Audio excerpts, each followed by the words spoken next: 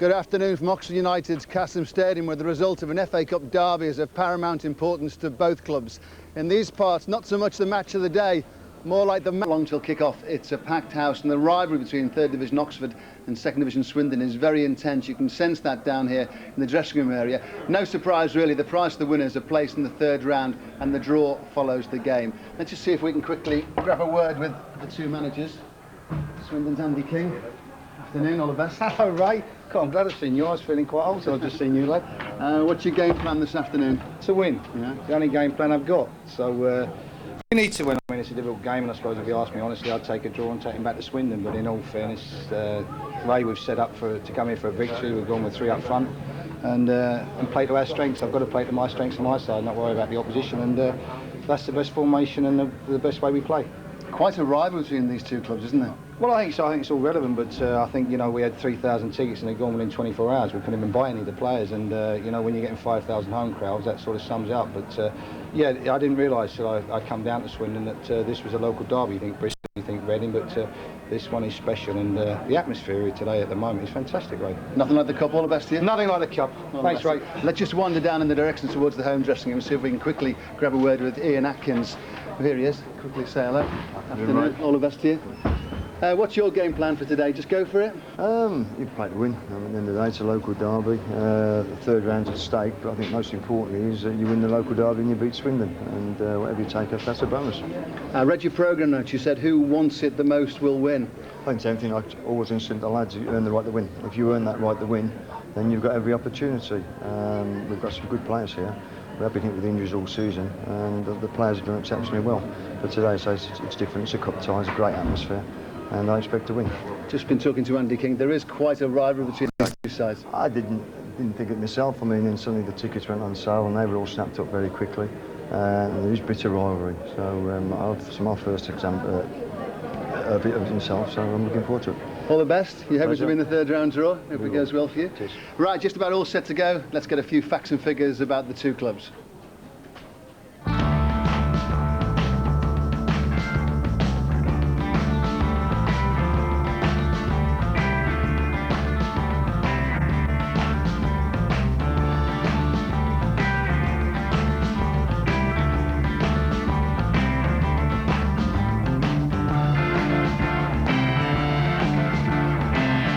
In trouble, and Swindon scores. Oh yes, it's a hat-trick for Aldridge of the highest quality.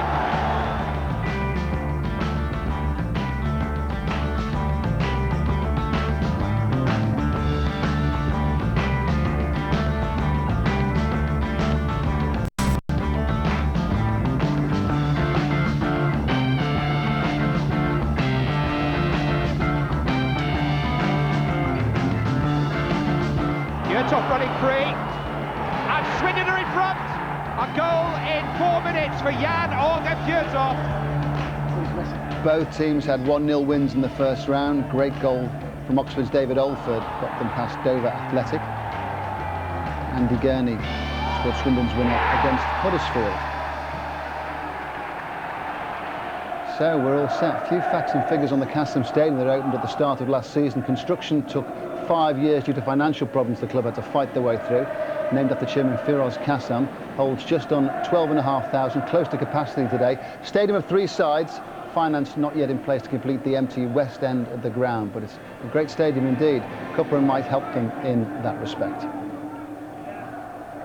And in the studio, Aston Villa striker Dion Dublin is alongside Mark. Welcome, Dion. Former Cambridge striker next to a former Oxford manager. Just hearing Ian Atkins there say it's who wants it the most. That's what he's been writing in his programme. Do you go along with that on such a day as this? Yeah, I would do. With a local derby, I think you've got to earn the right first, and that's the will to win. So you start by then, and then the football takes over later on in the game. But if you start the game right, then you earn the right to play. You played here a few weeks ago in the Worthington Cup, didn't you? I did, yes, I did. Yeah, we beat them. Well, I came in with Villa in the Cup ourselves, and it was a great atmosphere then. So looking at it, you know, today's a special atmosphere, and it's better than what it was then. It was good then. So I'm looking forward to a good game and a good battle, to be honest. Well, you can sense the atmosphere, and here is a former Oxford manager. Listen, My best two signings for Oxford United at the old ground. Go on. One was a pop-up sprinkler system, and the second was a fridge in the manager's office. That would be about the sum total of it, Stubbsy.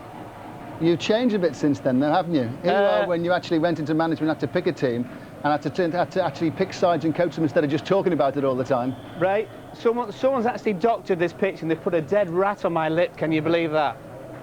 That's incredible.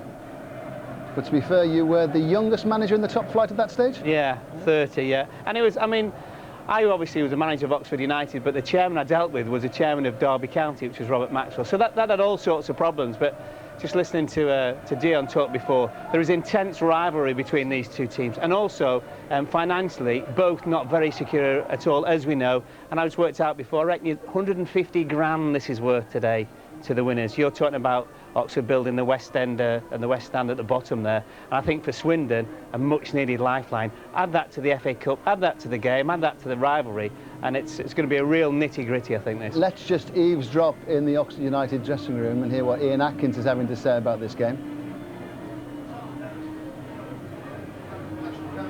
Don't put a show on, stay organised and just be in that team show. Okay, brothers?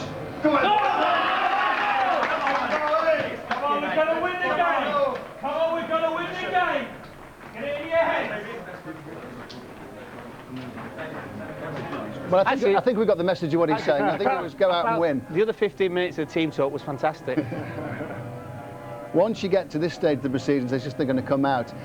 You must get nervous, Dion, by the fact that it's a derby game, because, I mean, even though people around the country might not realise, this really is jumping and kicking here today. Yeah. I didn't realise that until when I arrived, and you can hear the supporters up. You know, I'm an hour before kick-off, and they're shouting and screaming. They're in the stadium early doors, and it's just, this means everything to their season. Everything to their season, this game.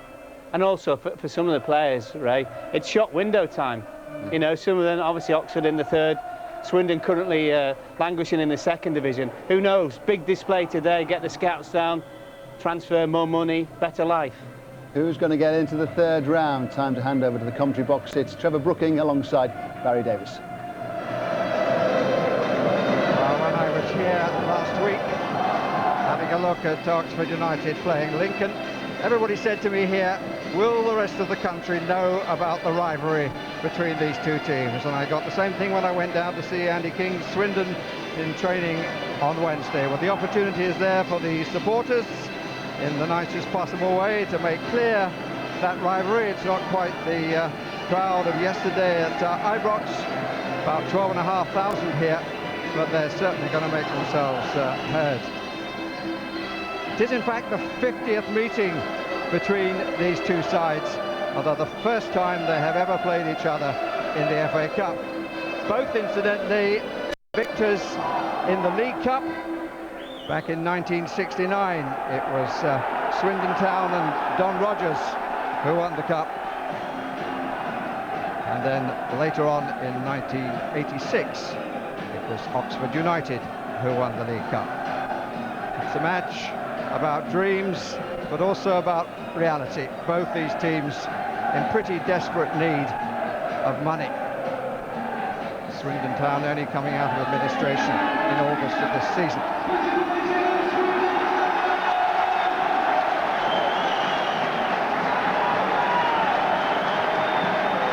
Oxford in the yellow, Swindon in the red. Come out to a raw, very grey afternoon, but it's warm enough inside the Kassam Stadium, named after the chairman of the club, who came from Tanzania and has a number of hotels and has bought the stadium. Belongs to him. There he is. He's hopeful of getting a big side here, as indeed will Swindon be hopeful of getting a big side in round 3 down to the county ground. So let's look at the two lineups. First of all, Oxford United, the home side.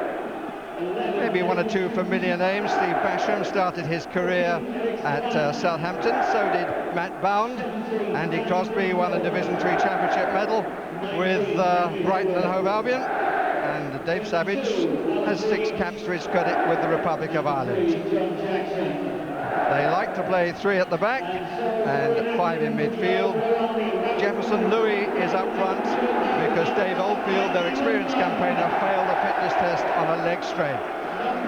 Whether they will be able to play 3 at the back only remains to be seen as the match progresses. Because Andy King, who has a Swindon side that varies from a youngster, John Jackson, who is on loan from Spurs and doing very well for Swindon, to the season campaigner Alan Greaves, now 35 years old, who came 4 years ago from Wimbledon. And they also include a couple of Australians, Gareth Edds and Danny Invincible, and Sam Parkin, who began his career at Chelsea. And they like to play 4-3-3 with Parkin looking for the crosses, and it'll be interesting to see how it works out tactically.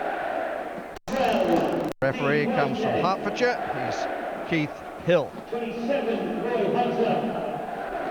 And alongside me, Trevor Brooking, an opportunity to look at 2 sides. Oxford 11th in Division 3 and Swindon 18th in Division 2. Well, nothing to choose. I don't think form-wise between the 2 sides. You know, with Oxford doing better in the 3rd division, so they got more wins, a bit more confidence. Swindon sort of in the bottom half of the 2nd. But as I say, you know, with the local derby, I think all that goes out the window. FA Cup, the chance of playing in the 3rd round. It's terrific atmosphere. Let's hope we're in for 1 or 2 goals rather than last time. Big day for young there, who's the goalkeeper with the Oxford School of Excellence. And a curiosity, there were a couple of players here. Here's one, James Hunt, who's entitled to be fairly quick, who in this round last year was playing for Northampton. And on the opposite side, Sam Parkin, who couldn't score goals for Northampton, and has got 13 already this season for Swindon, and is still a young player of considerable promise. Came on as a substitute in that match. You'll remember that Canby Island, lovely Canby Island, won that contest.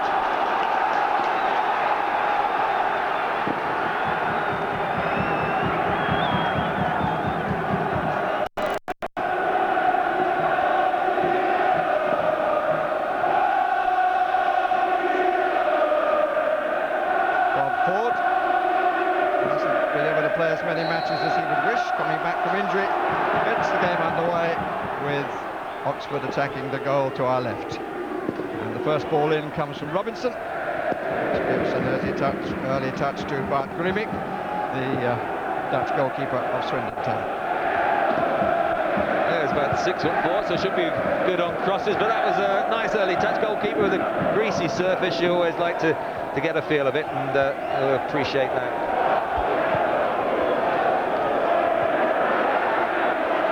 It's Jefferson Louis. Challenge with David Duke. Forward by Robinson.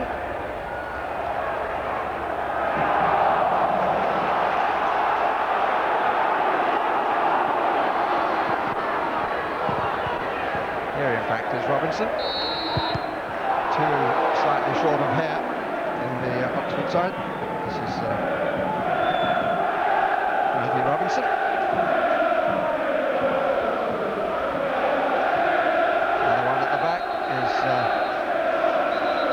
Waterman. Dave Waterman wearing 6, playing on the right side of the back 3 at the start.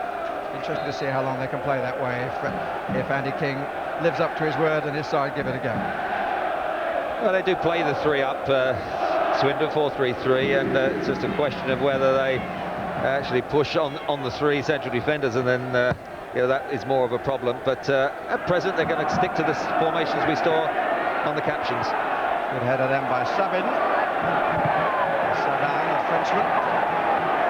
Savage. The free kick is given against Parkin, but fairly typical of the determination which I anticipate we'll see during the course of the contest.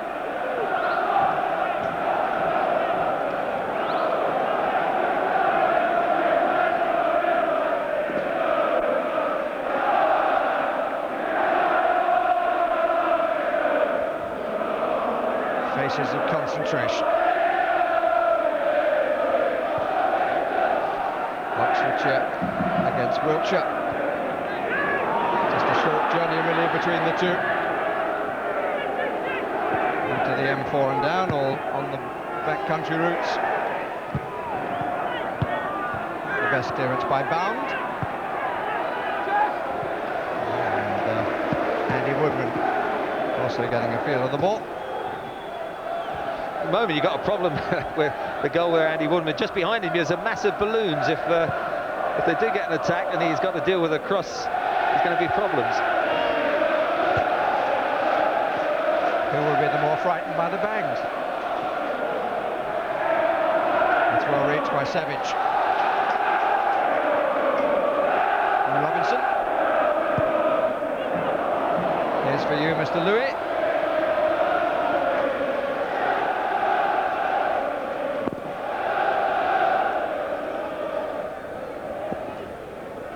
He's got a full-time job there. The stand behind him is sponsored by the local newspaper here, the Oxford Mail. Only about 25 to go. I think mission completed. He probably hopes those balloons in the goals don't get damaged.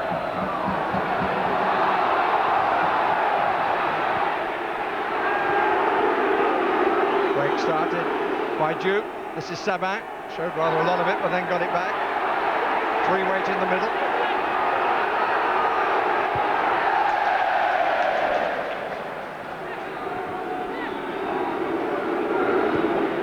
That's offside against Parkin.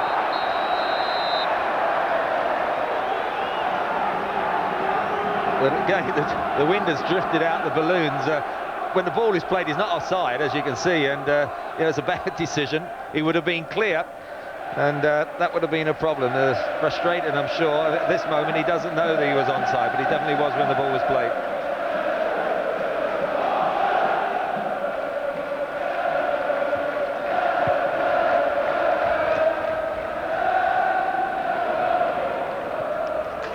Nice to take a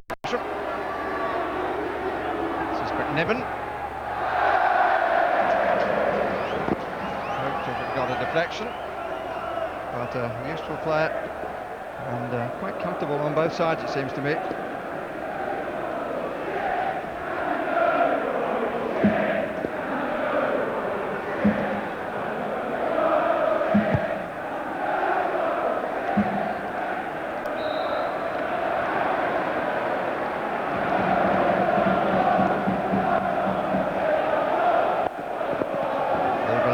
Threat again, and Oxford withdrawing everybody except Basham. A name like that, he'd be fairly useful to get rid of the balloons, I guess. Matthew Bound trying to hold the line on the 18-yard line. James Hunt in the foreground. Jefferson Louis back to defend.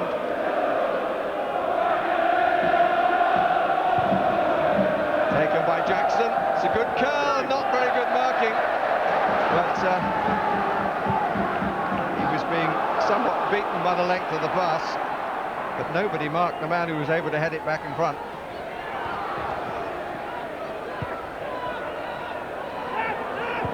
Savage. A nice open start. Basham, but not well enough.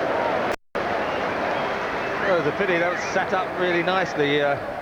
Ball was clipped in, chested back very well, and really Basham just sitting up on the half volley, could have hit that better, unchallenged. The other end, it was Reeves who got up with the header that in the end was a comfortable catch for Woodman. Parkin, that's a nice change. Jackson for Duke. Jackson pulling to be available. Duke taking them on. That's a good header. But he'd be disappointed he didn't get it on target. Especially with a name like he has and has to live with. Well, he does very well, gets in front, doesn't he? His marker, really having done that, Invincible, you just got to head it downwards, just got underneath it, where there's a little nudge there, but anything below the crossbar, and I don't think the keeper would have got it. He didn't name him, but it's Danny Invincible.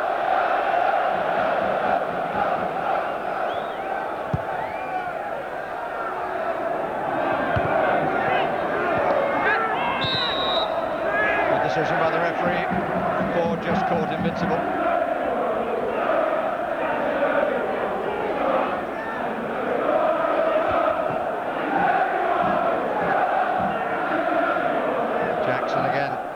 take it. 20-year-old yet to appear in Spurs' first team and getting useful experience with Swindon. Well defended, but it fell to Sabin, who hit it truly enough, but deflected for the corner. Well, just struggling a little bit dealing with these crosses. It's really just knocks down, looks as if it's going to be a perfect opening, but fortunately the half volley just gets deflected over the top, but a bit of pressure from the visitors.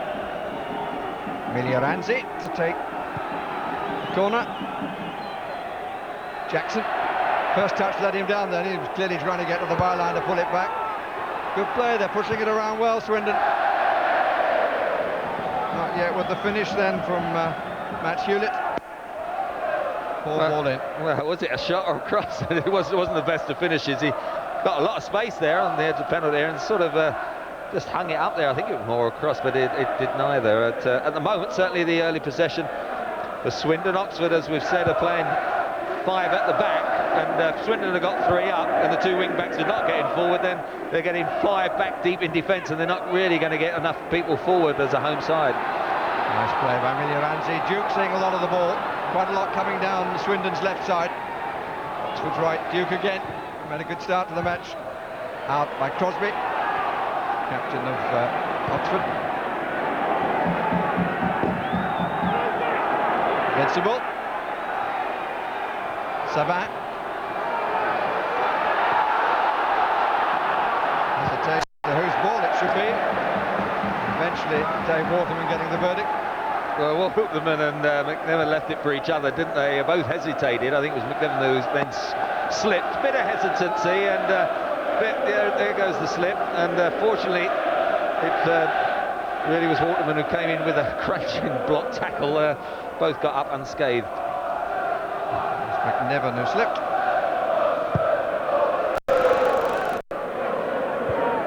On by Jefferson Louis. But to nobody in particular. Swindon having much the better of the opening. And over the years they've had the better of the league meetings, 21-9 with 19 draws.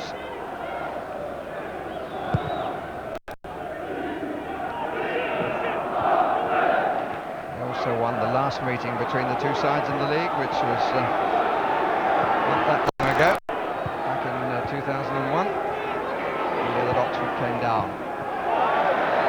Strong challenge by Robinson. On by Ford, back again by Ford, chance for Savage here, but the pace of the ball was too much.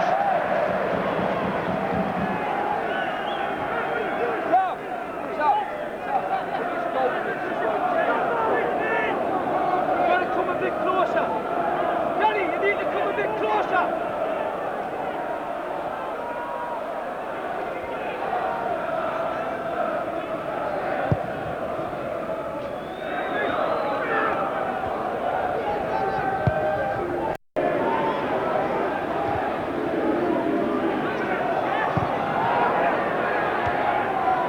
By Waterman.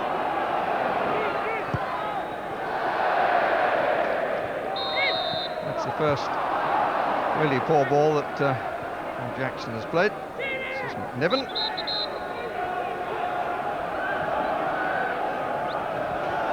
I think the 3, Jackson, Hewlett's in the centre, the number 4, number 10, Miglioranzi. Those 3 have given a good bit of possession. Jackson is very much left-footed, played on the left-hand side, but that trio at the moment getting the control for Swindon.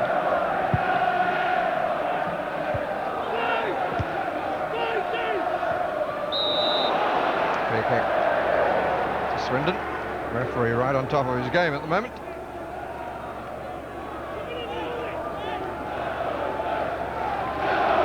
Didn't have to come too far from Hertfordshire. Yorkshire, Oxfordshire, Berkshire, Buckinghamshire and Hertfordshire, all within a short car ride.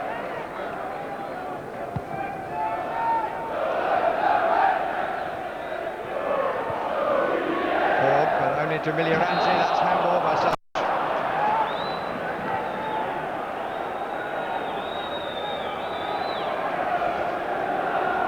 Well, looks as if Jackson likes to take the set pieces. Whether he's actually going to have a strike, it's a long way out there, at 30-35 yards, he may fence it.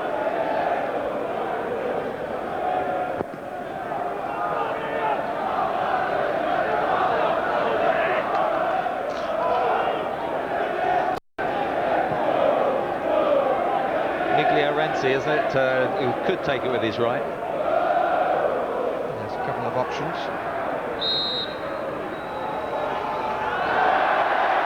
I think that's all part of the game. It's Jackson, and it's disappointing. Well, we give them benefit of the doubt. It was all part of the ruse, but when they went second time round, that's poor, isn't it? Never threatened, and that is a waste.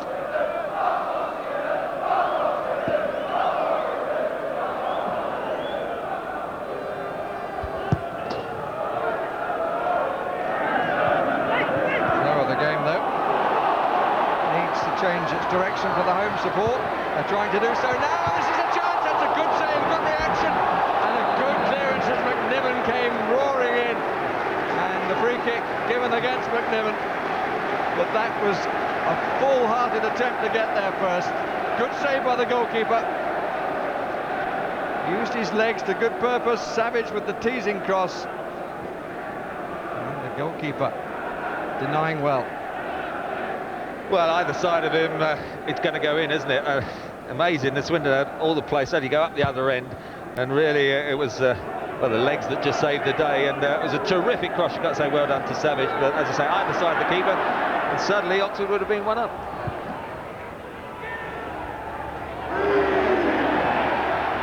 Basher looking for a second opportunity pretty soon. In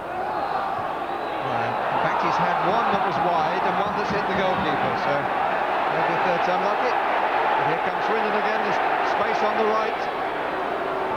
And Miglioranzi, number 10. Into Eds. Not a bad cross, but almost impossible to take because they'd all got sucked in. Well, end-to-end stuff, cut and thrust of cup football. This is Jefferson Louis. Oh, that's cheeky. And again, a very quick foot out by the goalkeeper. I think it was a vital one as well. As you see him cutting inside, I just think, well, you've got to take him on the outside, hit it with your left, but he just edges in and he sees that near post. I think it might have just sneaked in off the near post if the Keeming hadn't got a touch. And Reeves thought he was holding his man up, but he backed off just enough to give him the view, didn't he? Good attempt by Louis, and a good save again by Gleaming. Crosby forward, the Oxford United captain. Shout of keeper, and it was.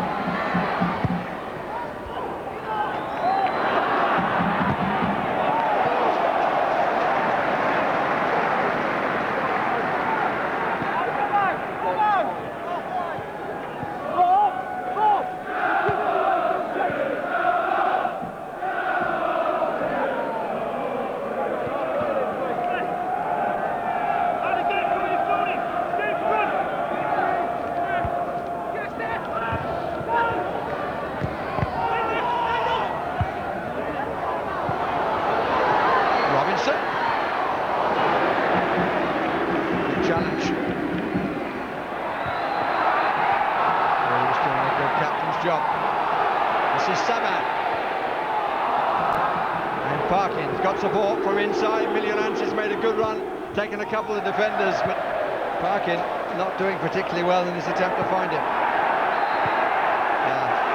Clear challenge from behind by Matty Hayward.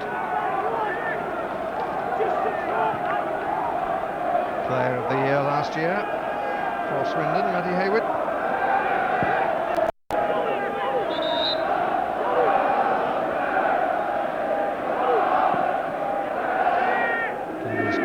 Burnley. Reeves with Louis. And just pushing him out, doesn't want him too close. Louis does well. And Swindon perhaps a little fortunate. I think vital interception, I think, was Duke at the left back then, as it was just nodded down. After being on the rack for a little while, certainly Oxford have come back, haven't they, and had two excellent chances suddenly, and now much more even. I suppose if the lower division side were to win, it might be considered an upset, and there hasn't been one so far in round 2 of the FA Cup. But this is very much a local derby between two teams. There isn't a great divide. And they're both hoping they can pick things up and challenge in their own divisions. Very pensive, Andy King. Well, having the pen in his mouth has an advantage for his players. It means that he'll keep the mouth closed. But he does get involved. Lovely. I think he manages very much in the way that he used to play. Evertonians and Luton supporters, very bubbly. Emilia Ranzi making light of that smack in the face. Interesting character, Emilia Ranzi. Tell you about it later. Savage. Waterman.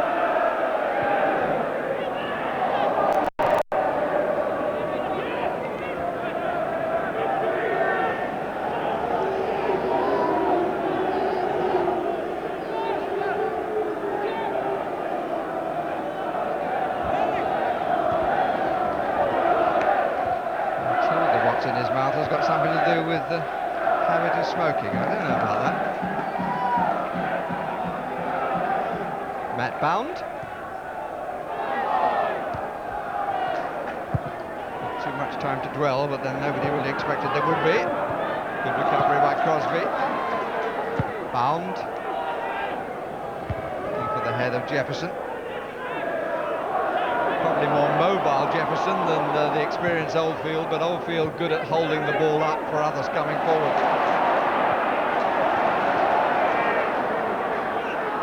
Missing because of the leg strain, which he suffered in training yesterday, which is a bit unlucky. John Jackson pushing the Frenchman. Sabin. 3 to pull it back to. But they'd all gone ahead of the cross. Davis with the whack. And an offside flag. Very lively opening 20 minutes with nothing to show though. Sabin looked quite dangerous on that left-hand side. It looks as if he favours coming inside more on his right foot, but you can see that he's going down the left hand, Invincible sort of on the right, and then Parkin through the middle. So the 3 is causing problems, and it's restricting the forward runs of McNiven and Robinson as the wing-backs for Oxford. Played for Ajaccio and for Nice. And he came to Swindon from 2nd Division football in France. That's a good ball by Eds. Invincible. Also did well. Eds again. Australian challenge down the right. This is Duke.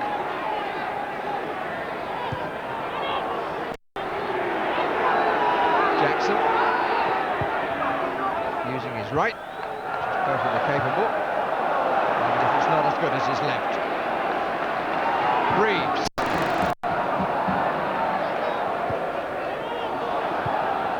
Ford.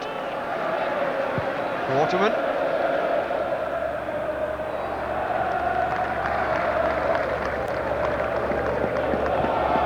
Sometimes a bit of much of a hurry to find the front two, don't you think? Yeah, I think they're just being put under pressure as well. The 5 are sort of very deep back, and at the moment I still think the Swindon trio central midfielders are picking up the loose balls better perhaps than Oxford.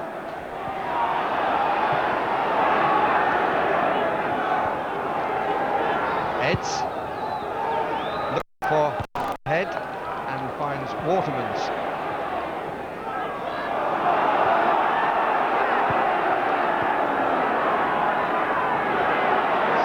Sabin taking over from Hewlett. No other choice for Waterman. Having to work hard, Dave Waterman. Yeah, well, Sabin's just running at defenders, because once he's in the penalty area as he was then, he wouldn't need much to go down for the penalty. So pressure once again building up. Jackson's corner. Invincible among those waiting. Really good header out.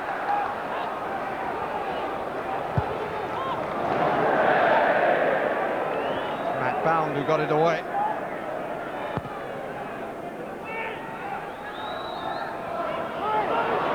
Referee called that one evens.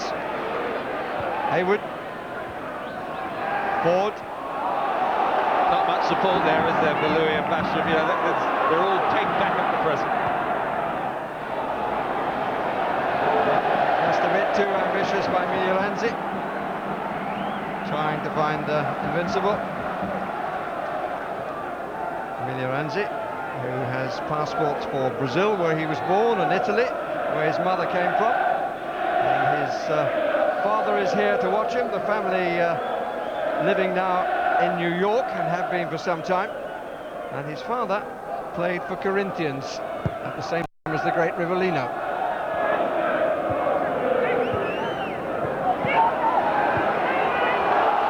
Flag up. They just did that in time. It was a tight one.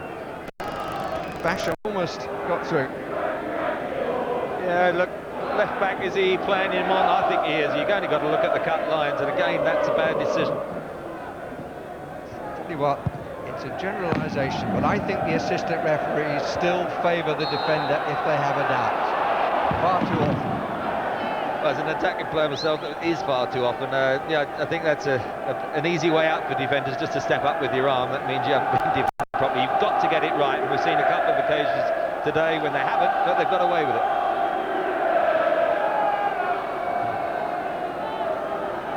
Woodman wants the wall a little bit further over to his right. Hewlett, Jackson, Milanzi deciding to leave it to them. Could do with a right foot. I don't know, he can come round that side. That's why he was very concerned about that right post. Woodman. It's going to be John Jackson.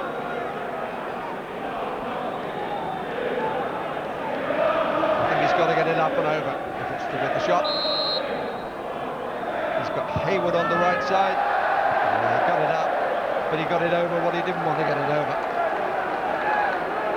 Well, he's a young player. He's had a couple of goes now, both poor, so you've got to test his confidence whether he goes next time. I must say, I thought he was just going to shape to shoot and clip it into and get a fight forward, and probably wishes he had now. That's two wasted opportunities for Swindon. He had the extra presence of Hayward up on the far post from his viewpoint.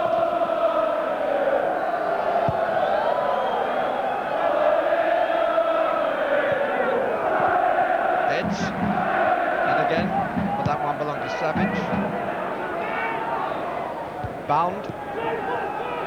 Ford hasn't really been able to make his presence felt. 10th game back from injury.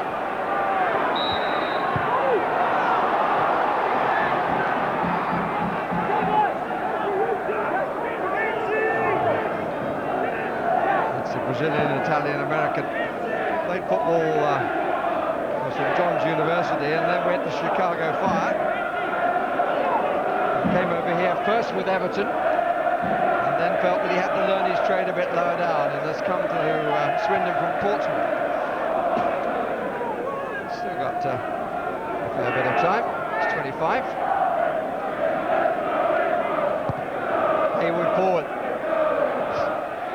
Ball too short. Basham taken for a ride and gets the free kick. Well, a bit of light relief to ease that pressure that again has built up. Probably as far as the clear-cut openings there have been Oxford's, but as far as pressure and possession, perhaps a little bit.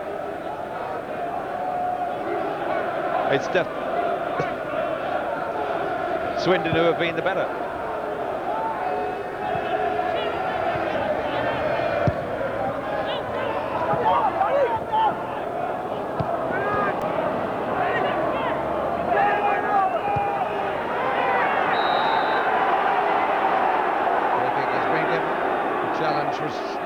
Touch late, the referee would like to talk to Savage.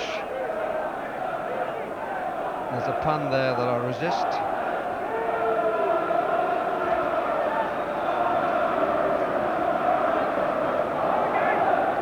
Just conversation, or is it to be a yellow?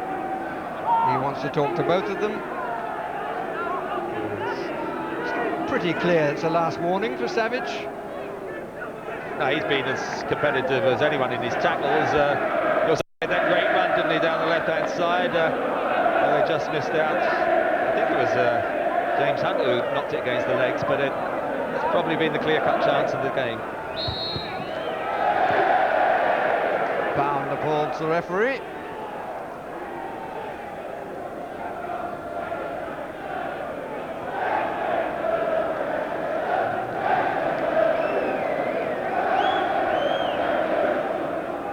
The attendance, 11,645, which might be a bit of a disappointment, really, because the record is 12,177. League Cup match against Aston Villa this season here, which Villa won 3-0, as our studio guests might well have known. A little nudge from Hayward on Louis. I don't think he's big enough for Hayward, doesn't have to do that. Now, can they put in a better cross or a wider position? So it's opportunity here. Paul and Robinson, and 4 Oxford players on the 18-yard line, and one at the top of the D who's Savage. Crosby's coming up at the back. Jefferson Louis got the touch. It's a goal kick.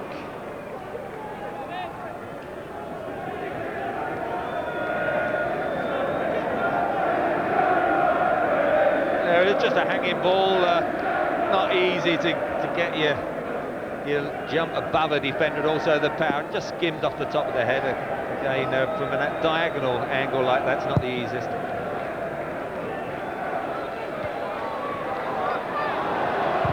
Clearance by Crosby. If you could explain to me, Trevor, at some time when we got about half an hour spare, why players always wait up and very few make the late run for crosses like that. So they come on to the ball. Clearance by Bound, but more up than on. With a space to the right, Invincible wanted it earlier. 7 didn't want it to triple up.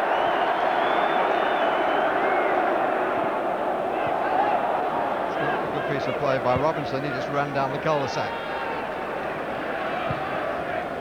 Forward by Hewlett. Crosby, nice way to pass to McNiven.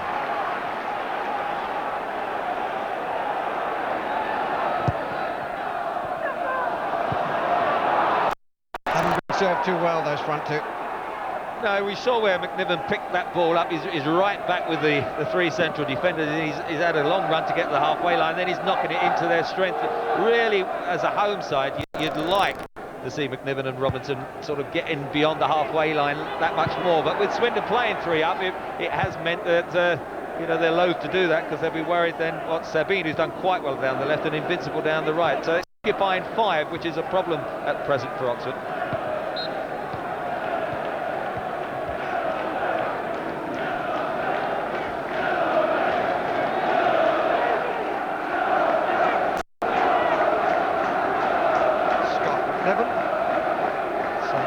David, who used to play for Leeds United and Bradford. He's got a twin brother as well. Louis again. Got it away well. And it's an Oxford corner. A little bit sloppy, I thought, defensively. Swindon didn't win the first ball. I think it was half cleared by Jackson, but again McNiven picked it up. Just got a bit of momentum going now. Bound is forward. Jefferson Louis deeper, and this time Crosby is coming in later and gets his head to it, and the flick over the top from right in front of the goalkeeper. At least they had somebody coming onto the ball, but Basham directing it up and over in the end. In fact, it was Savage in front of him who did so. It just floats, doesn't it? The keeper's not going to get there. He's lost his footing, and unfortunately for Savage, he doesn't know the faintest of touches would have been enough, but he just gone a little bit too much in it. Gratefully for, I think, for a Greenmink floated over the crossbar. That was a chance. Incidentally, the goalkeeper, who's a Dutchman, if you're thinking that the G shouldn't be used, as in Gullit and Hullit, He has anglicised his name, started his career at Birmingham and decided he'd be called what the English call him.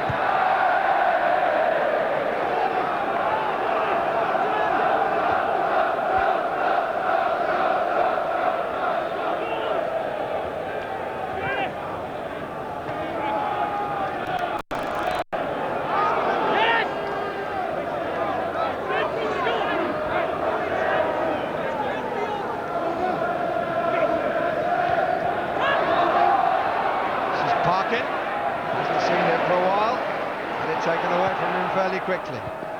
Jefferson Louis, now McNiven is getting forward on the right and gets it rather fortuitously, plays it early for Basham here. That's a good piece of play in recovery by Gareth Edds.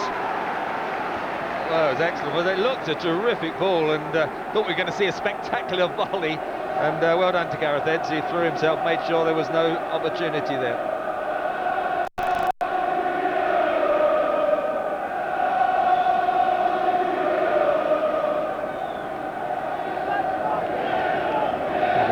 Take it. Same two. In the middle. Savage on the line. It's another corner. Headed away by Reeves.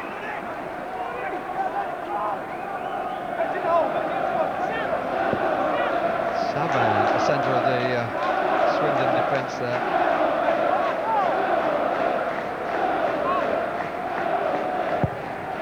Runners coming in, the goalkeeper finds it very comfortable. Yeah, that was a bad one, the second one, too much height, and that was catching practice.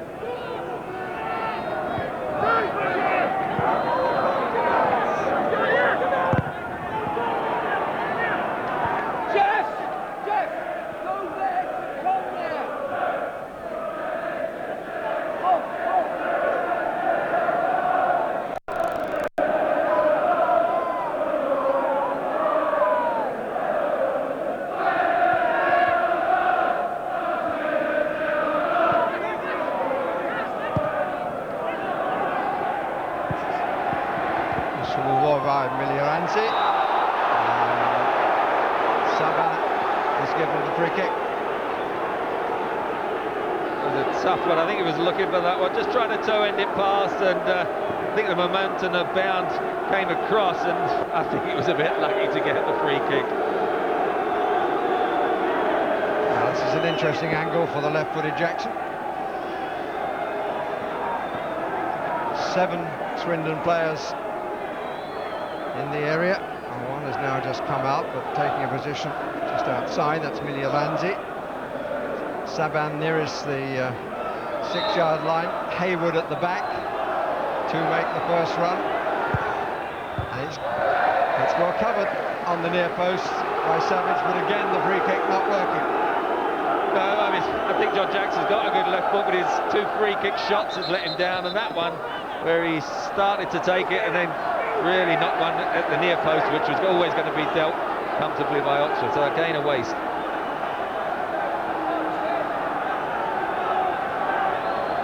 Full time lucky, really. Doesn't work, does it? But I think he's got to be due a good one. 2 on the near post, 5 come in on the angle. Not too many knew too much about that. Came off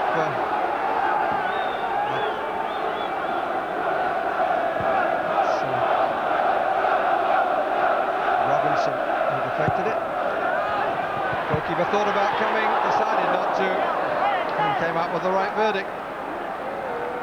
Well, he came up with the right verdict in the end because it missed the post, but Reeves, I mean, just gets above them. Did he use his arm? But, if he'd got more contact, certainly Andy Woodman wouldn't have got near it. I think in the 6-yard box, that's the one where the keeper needs to come and do a bit more. That's rather what I meant.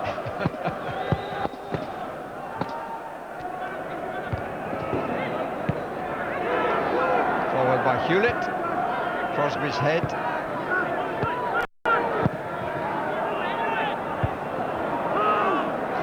possession conceded straight away from back players trying to hit the front two. Really haven't been able to get it down in midfield. They can a bit now. This is Hunt. Chance for McNiven after the slip by Duke. And he's got a corner. That's certainly where you want your wing-backs, in you know, the opposition half, in those wider positions, trying to get to the byline and get a decent cross in. To be fair, Duke recovered quite well out having got the slip.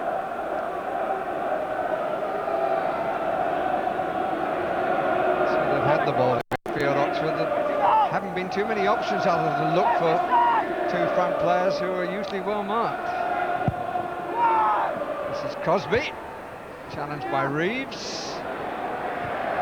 That's a goal kick. I must say, I think Swindon have looked a better side, but you know, they've certainly conceded the better chances. The one just over the crossbar a few minutes ago, the one at the near post with Louis, and then the one off the legs, really, from certainly James Hunt. So, although Swindon have had more of the play, they haven't quite created the clear-cut opening. Parkin. Seen that much of Parkin. Miglioranzi. Eds. Hewlett. And Reeves collected that ball. He was the back player. Bound. Came slightly off the top of his head. Invincible. Miglioranzi looking for support. Able to take his time and play it for Ed to clip it in. That was a better ball in, but again it was the head of Crosby. Jackson. Ford. Looks early for Louis, and this time absolutely rightly. Basham on the far side, support arriving from Hunt. And McNiven, oh dear. Oh dear. Mum might not have been too happy about that. It was a great ball by Ford. Again, I didn't think there was anything on, and he managed to knock it over the top and release Louis, but couldn't get to the byline. It just clipped somebody to took it into goalkeeper Greeming. But again, there weren't too many options of support getting forward.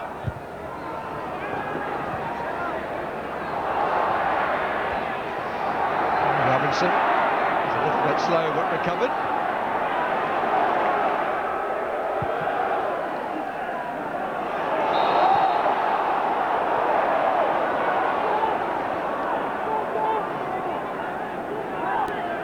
Given against Jefferson Louis for the nudge.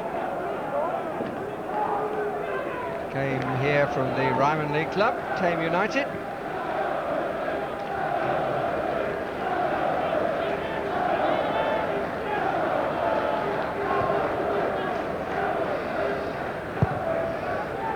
Unlock back away. Unlock move up. It's Parkin. Waterman for company. Jackson, Miglioranzi, Duke. 1-on-1 here, but in a wide position. There's no hurry for Hayward. Louis in position, Duke in the middle. Niven with the cross, Savage. Like he got forward again well, Savage. He's not bad in there. I just thought perhaps he could have tried to knock it back across the goal. Didn't quite punch it with his head, but again, you know, he managed to get into the penalty area, which has been a problem for Oxford. And because you've got Louis, number 17, who likes to make these runs out wide, it really only leaves Basham as the option in the penalty area. Yes, it's rather more enthusiasm than craft, isn't it?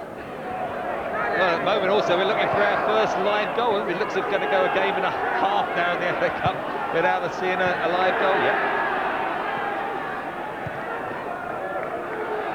Sabat. Everything to his right and a red shirt of Swindon.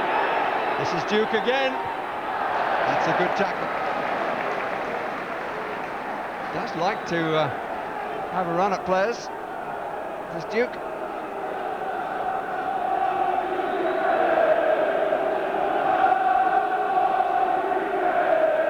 Hayward up from the back on the near edge of the 6-yard box from the kicker's viewpoint. Invincible is further over towards the centre of the goal.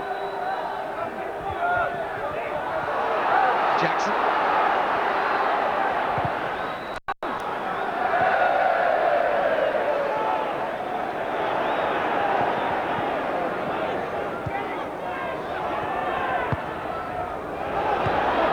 It's out by Waterman. Certainly hit cross. No attacker going on it. Hewlett. All back Bartu, and now Louis feeling that he should come back as well. Leaving Basham on his own. Well, that's easy for Invincible. Good challenge in the end. This is Jackson, beaten by the bounce. He slipped over as well. He should have probably taken it with his right foot. He tried to get it on his favoured left. It was the wrong position to do it. I thought Invincible had two excellent bits of play there. He hit a wonderful cross across the face of the goal, which initially Waterman headed, and then certainly comes inside, hits this shot, deflects, and really, tries to get it on his left foot. I think he's chested it coming in on his right, and then you got the chance of the shot, but unfortunately he was going nowhere, then slipped, and the home fans, I think, let him know what they thought of it.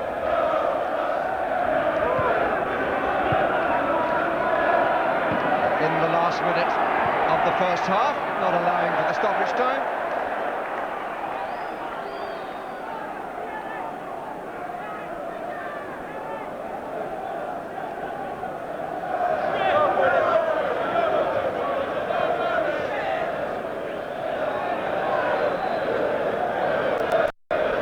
So far, the balloon's the only ones that have found the net. No piece of leather has.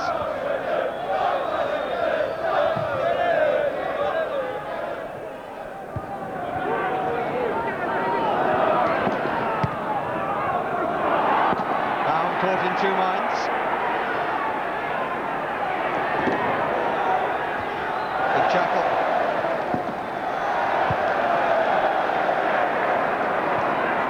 Defender, Matt Robinson. As is the other one short of hair, Dave Waterman. Jackson. Again, that's a good turn. Invincible. And he misses the corner flag. Invincible, that's a bad name when they have a shot like that one. But, so many bodies back there. Parkin, I think, sets up the chance for himself. He doesn't realise defender slipped and then knocks it that little bit wider. Invincible then, because he's at an angle, tries to go for power and just drags it across the face of the goal, and it's above everyone. Doesn't even get a ricochet. But again, you saw an example where Oxford had 8 men right back on their 18-yard box, and just before that they'd cleared it upfield, and the two strikers again far too isolated. But I suppose at the moment they've had the better chances, so you could argue, from Ian Atkin's point of view, that it's worked. We should be ahead, although we've had to defend a lot more than Swindon.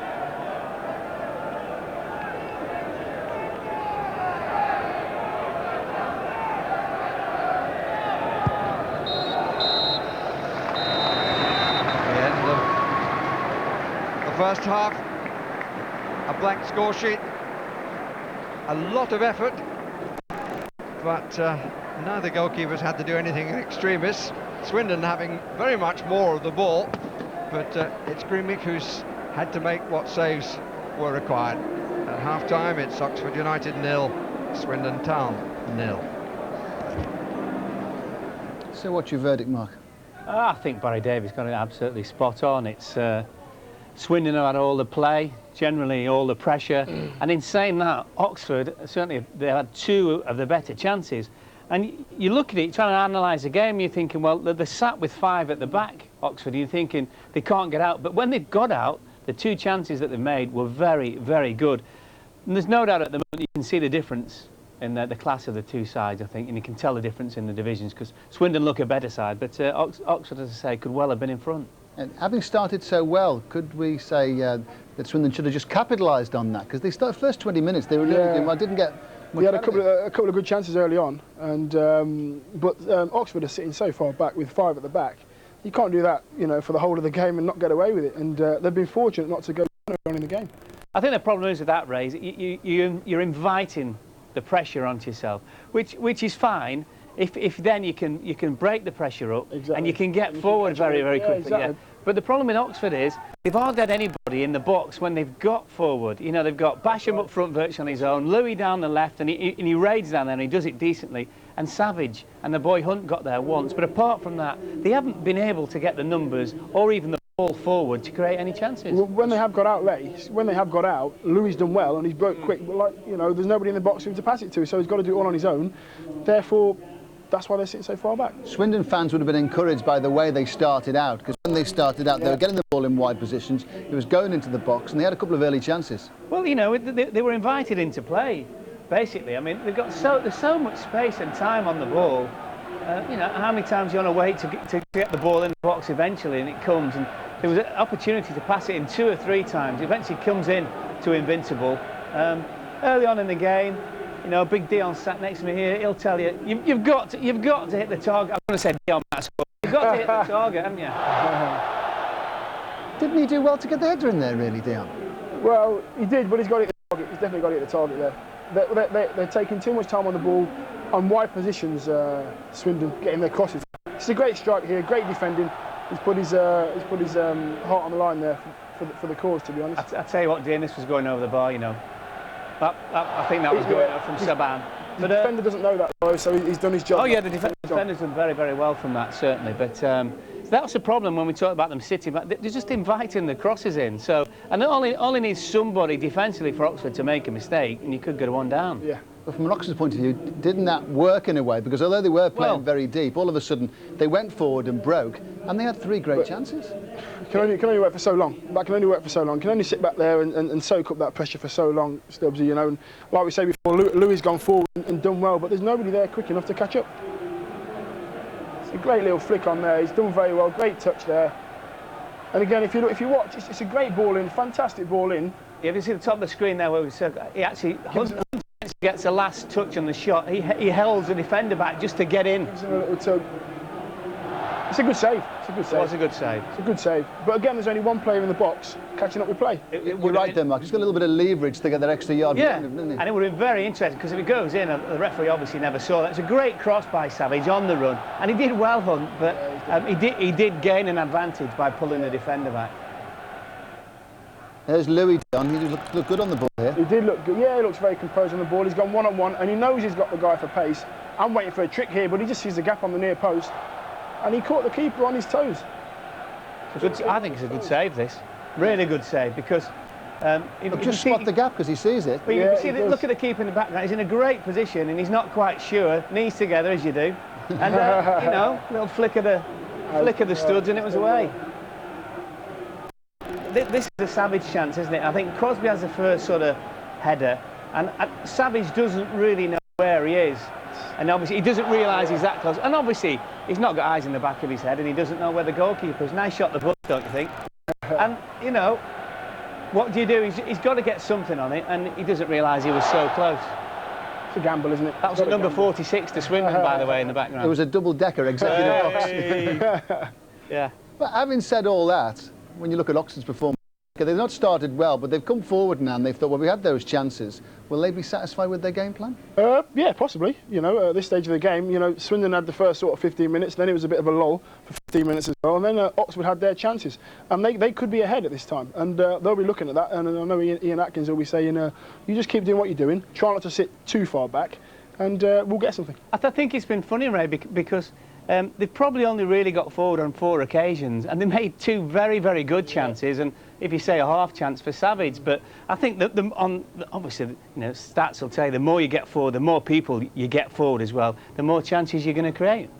And just before the end then, Danny Invincible, it's a great name for a striker, that was. It's a great name for a footballer, isn't it? Can work for you, can work against you sometimes. This lad's actually done some really, really good things, I feel, you know. The boy does well for him, and in the end, he's just goes out for a throw-in. He's got to, we were saying, he's got to sort of hit that with the outside of his foot and hit across the ball, and it goes in the other corner. But it was one of those things, I suppose. On a good day, he smashes this into the corner of the net, doesn't he? It's great hold-up play, though. Great hold-up play, great first touch in the box, and he sets his mate up there, who should hit the target again. Yeah, I think he had a spread bet on the throw-in, 44th minute. Right, we're at the Kassam Stadium, Oxford. It's 0-0 at half-time of this second round FA Cup tie, and the Swindon chairman, legendary frat jockey Willie Carson, is with Garth. Well, Willie, you've won 4 derby winners yourself. You know all about derbies. What do you think of this one? Well, I wish they'd take the pee out of that whistle because let them get on with it. And the referee's he's a little bit finicky at the time, you know, but it's a great atmosphere, isn't it? Fantastic atmosphere. When you look at the game, Swindon seem to be making quite a few chances. A lot of the play, but Oxford seem lucky not to be one of maybe. Yeah, I hope to substitute that Louis fella because he's playing really well. He's got the legs of our defenders, and he is a worry to us. But as the boys were saying, he hasn't got a lot of help up front. But if he did get help, he's the man that's going to make the goal. Yeah. But Danny missed a sitter there, didn't he? I think the derby atmosphere got to him. All those Oxford fans behind the stand, they were making a lot of noise, and he tried to hit it too hard, and of course he missed the target. But that's the thing. But that's derbies, isn't it? Absolutely. It's a good match. Money is very tight, particularly in the lower divisions. As far as Swindon is concerned, how important is the financial implications of the FA Cup for you? Well, this today is a great injection of funds into us, and it's going to be a big help because December and November is very tight for money to get the wages out to make the books balance. But this is going to be a big help to us, very big help indeed.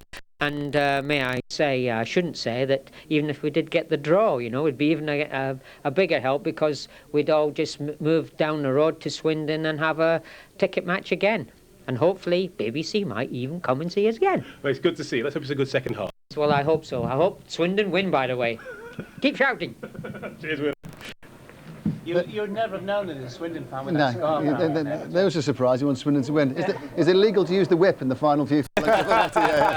Hey, it's Sunday, be careful. All right, the draw for the third round of the FA Cup will be made directly after this game. 18 second round ties played yesterday. This is the 20th, the final match of the round.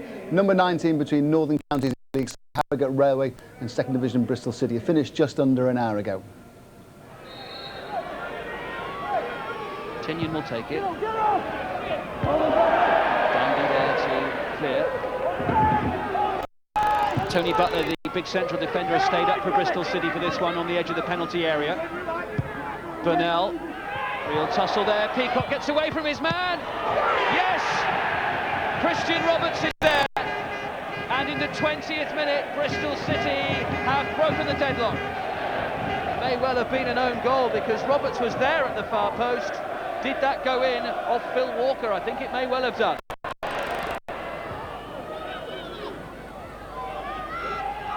Murray. Roberts the only player forward. Roberts has done well here. He's away from Wilson. And oh! That was close to being 2-0. Danby will go up for this. Phillips has dropped it. Well, and Matt Flynn was nearly in for that. And that was a dreadful corner. And in a game like this, they really do need to take advantage of any chance they've got. And Neil has lost that one, and Roberts is so nearly in. And in 2 simple steps, Harrogate Railway nearly turned a corner for themselves into a goal for Bristol City. This looks... Danby had gone up for that one. Hill with the header away, only as far as Jimmy Gore. Looking for McLean.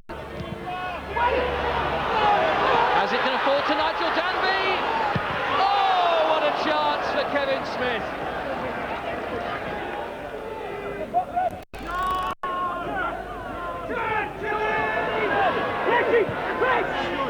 Now Danny Ames. Good block there by Doherty, the 2 captains coming together in midfield. Now Roberts could be away. Murray's in support inside. Peacock waits in the middle. Tinyon's there at the far post. Murray, great chance, 2-0. What a well-worked goal for Bristol City. Doherty setting Roberts away. He had 3 choices in the middle. Murray looked the best option, and so it proved.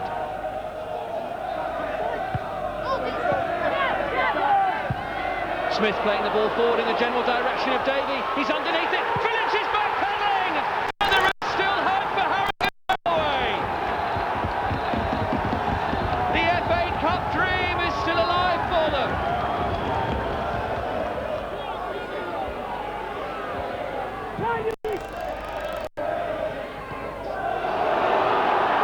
Last attack, Butler though halting it for Bristol City, away by Bell. Roberts still chasing, away from Ed Neal, surely it's going to be 3-1, and it is! With the last kick of the match, Bristol City confirm their place in the third round of the FA Cup. Harrogate Railway had a good run in the Cup and did well. We're really enjoying the atmosphere here at Oxford this afternoon, but we're very, very mindful too of what can happen in the world of football. A teenage Nottingham Forest fan has died this morning from stab wounds sustained before yesterday's game against Burnley. The 17-year-old who hasn't been named was attacked in a pub. Police have launched a murder inquiry, so we're very mindful of that very sad news that has come in this lunchtime. How quick does a year go? It seems like yesterday we were at Canvey Island for a Sunday lunchtime FA Cup tie, followed in the evening by Personality of the Year 2001. Hope you'll join us tonight and cast a vote for Sports Personality of the Year 2002. David Beckham with the penalty for England. And he's done it again! They are inside the world record by 4 seconds. An absolutely scintillating run. Jubilant scenes here. She wins it. She takes the title. She's done it. This is the gold medal that she wanted. This is the gold medal she deserves. What a shot that was. Tyson with nowhere to go but the canvas. Austin Healy on his Ferdinand got the header and England are in front.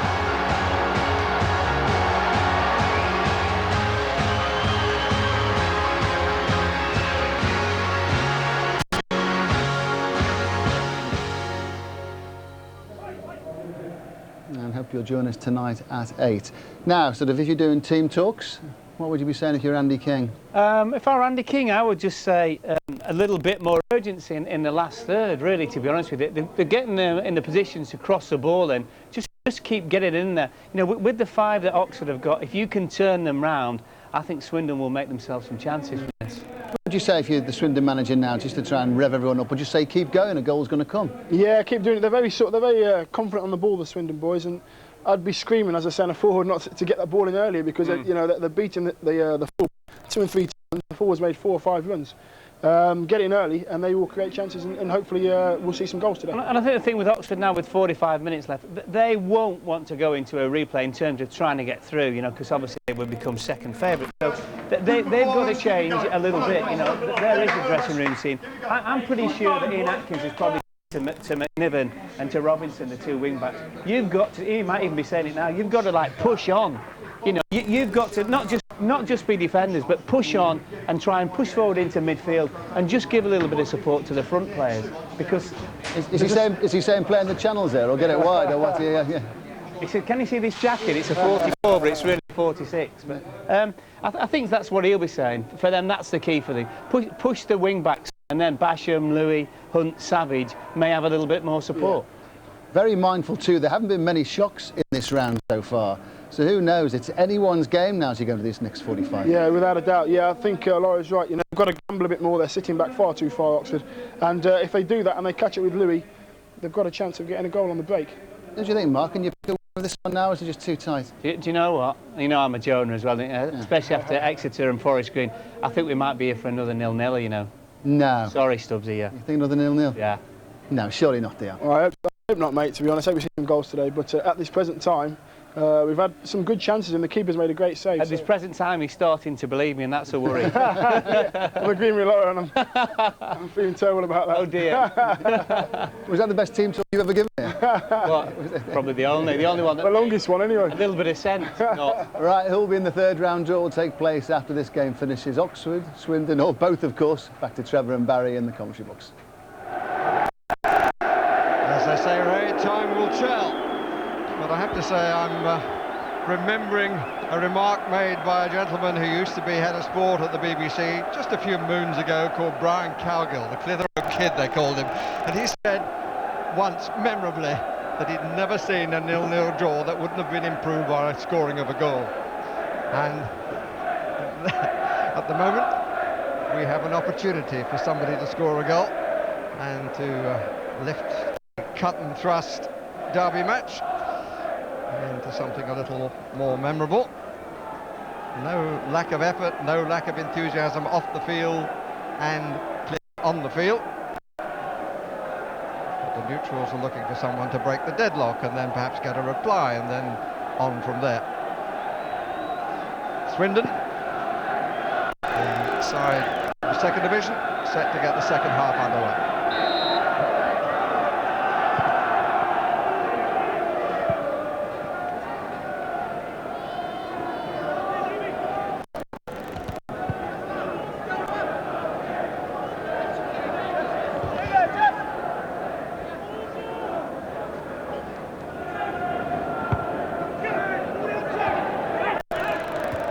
By Louis.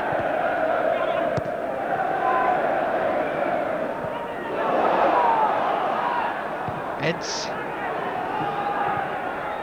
Just the ball downfield and no more.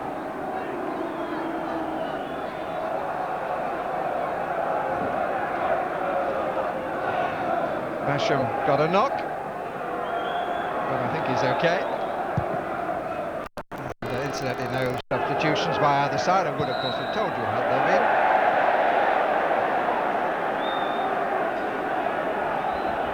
So, set piece opportunity early, taken from the wrong place. I'm hoping he could get away with that. Oxford need to see a bit more of Hunt and Ford. But it's been very difficult for them. Pressure's come the other way. On by Ford, and Bound didn't have the room. Didn't quite have the pace there to get to the byline, hook it back across goal. But I mean, there's this bitterly cold wind. It probably is blowing down the ground, helping a little bit Oxford with that open end. So perhaps they'll be able to knock the ball and get people forward a little bit better. No change in system. They're still doing the 5-3-2, and Swindon still with their 4-3-3.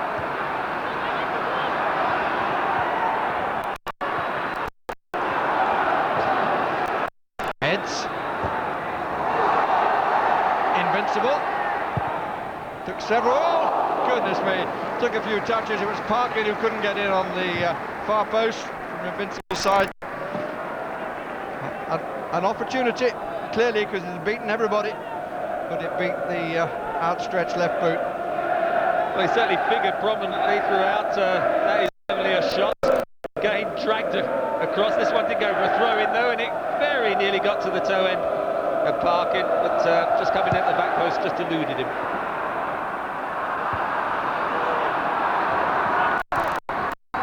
Invincible shape made it so clear he was going for the shot. Parkin clearly wasn't alive to the possibility. And he stretched too far.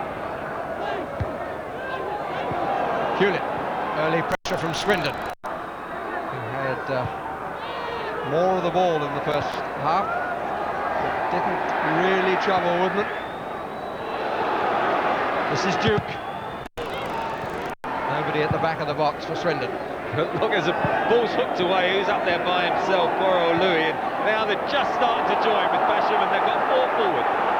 He did well, Louis, and he might miss. It's just not enough pace on the ball, and almost a miss, and the goalkeeper tackles his own man. Greemick tackling Duke. Extraordinary. They nearly gave Oxford a gift. They sort of bundled into each other, didn't they? Duke got it, stopped it reaching Louis, and then for some unknown reason Greemick didn't have the confidence that he knew what he was doing, and actually slide tackled him. Good tackle.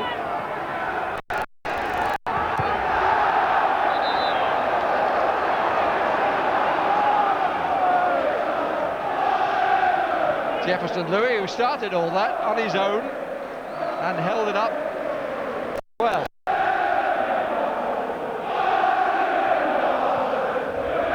Really good noise in the Kassam Stadium. Free kick has been given, and Robertson's going to be booked for that. That seems a little harsh to me. I think he barely made contact there, and it was an attempt to make a tackle. And in fact, he won the ball. And I think that's a mistake by the referee, who up to now has missed little. That's the life of a referee. But I suspect that sorry, we've just gone off to the studio for some reason. But we're back on the pitch. Practicing interviewing a goal scorer at the end of the game, we hope.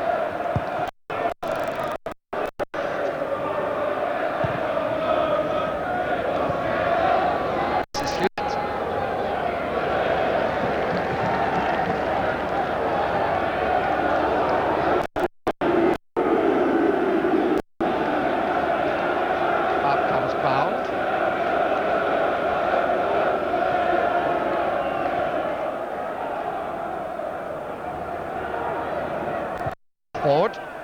It's an up and under. Away by Reeves, going all the way to Woodman.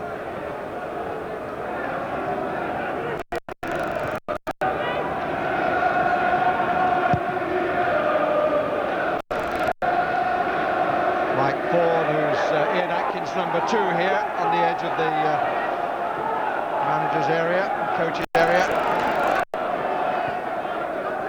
This is Hunt, beaten by Jackson. Chance for Jackson. Oh, well played forward. This is Miglioranzi. Supporters behind him.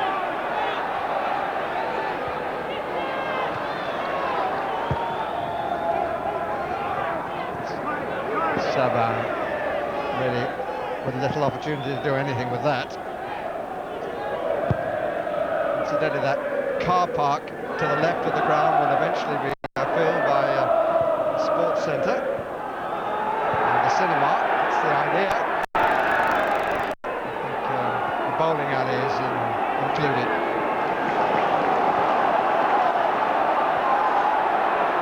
Niven, I'm sure that he'll be encouraged to do more of that. Had few opportunities in the first half. This is well done by Jefferson Louis if he can find a cross.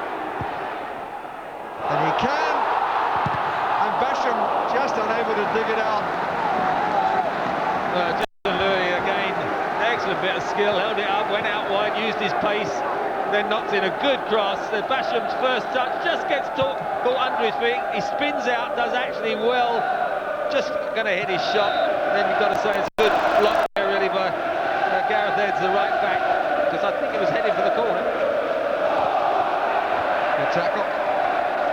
Plenty of those. I get the impression too that Jefferson Louis is making better runs in this half. He's coming out wider than he did in the first, isn't he? And at least they had 2 in there then. They're hopefully trying to encourage a second man to get in there alongside Basham, and that helped Basham then just get possession and just have a little glimmer of a half opening.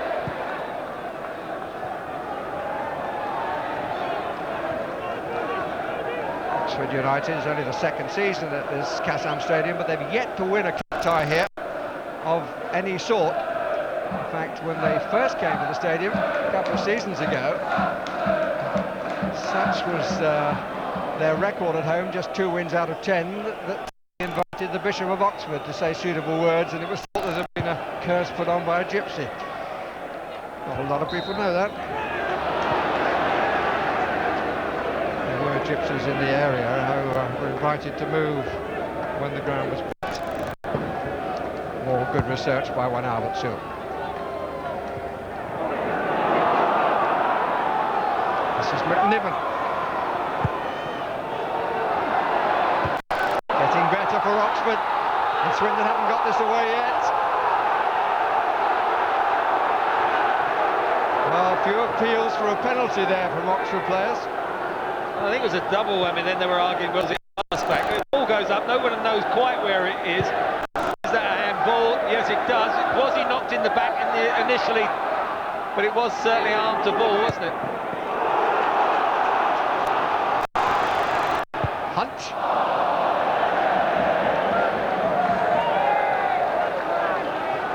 It's a question of whether hand came on to ball. He took it away very quickly, but the appeal was clear from Savage, who was the closest, but the referee gave nothing. I certainly think from that angle there wasn't too much of a nudge, and it was just a slight reaction, and then he knocked it back as well. You could have argued the back pass was picked up But at the last 3 or 4 minutes, Oxford started to get extra men forward and looked a little bit more threatening. Parkin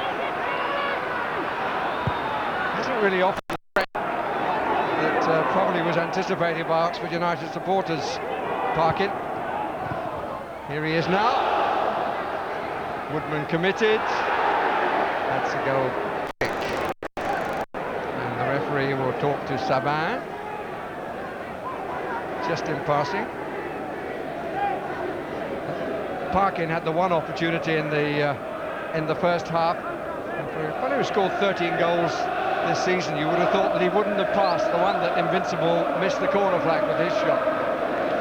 Yeah, I thought, having just said that, he was going to get possession and score a goal just now, but he just broke away from him. I think to him a little bit, because you can see at the moment he's up there against the 3 central defenders, and then you got Samir really on that left-hand side and Invincible down the right, who have been the more threatening players. And he did well there, should be said.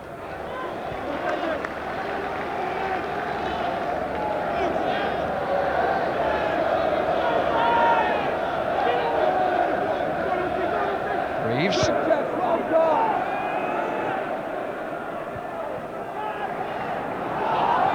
Hunt and Ford having to work harder than necessary. That's another Eddie Waring. Eds. Hewlett. Duke. Jackson is further forward down that left side. 4 others involved in the attack, which is comfortably broken up by Waterman. Eds living a little dangerously.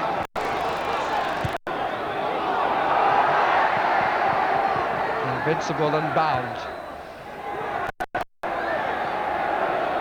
And Miglioranzi.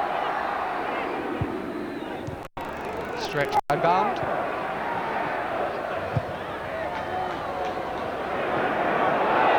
Jefferson Louis again doing well. Under a lot of pressure from Hayward. And the free kick is given. He did very well again, because the ball was just cleared, got in front of his man, held it up, and just as they got the free kick, people were joining from midfield. It's so crucial that they have him as an outlet with his pace to hold it up, otherwise that team will never get up to get the support that they would require.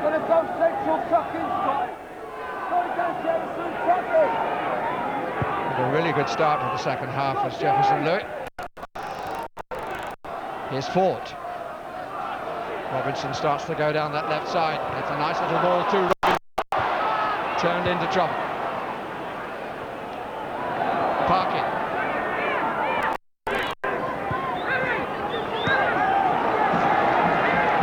Duke.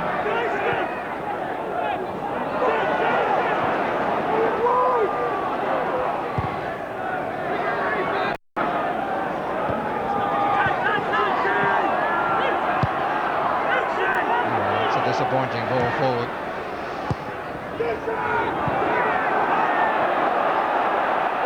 Hewlett, who didn't judge the bounce, and makes up for it.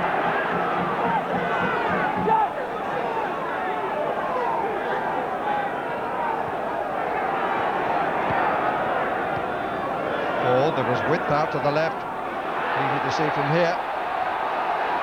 Invincible. Still Invincible.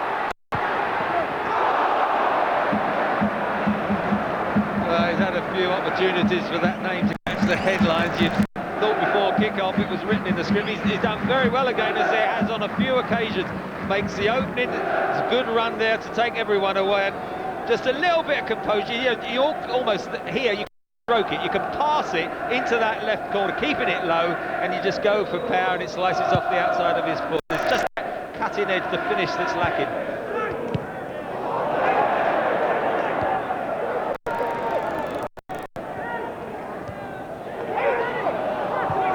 Jackson. Referee giving a kick and challenge on Hunt. It was almost accidental. Yeah, from Jackson's point of view, I mean, Andy King there just getting pretty vocal on the line. He's got a good look, but I just think he's obviously playing first team football now at Swindon, but he's going back to Spurs and whatever. clever. He just had to have that extra yard or two of pace. He just likes to have a little bit of time on it and stroke it around. And at this level, he's been caught out a couple of times. You certainly can't do it in the Premiership. Nice kick by Duke. Good cover by the captain, Reeves.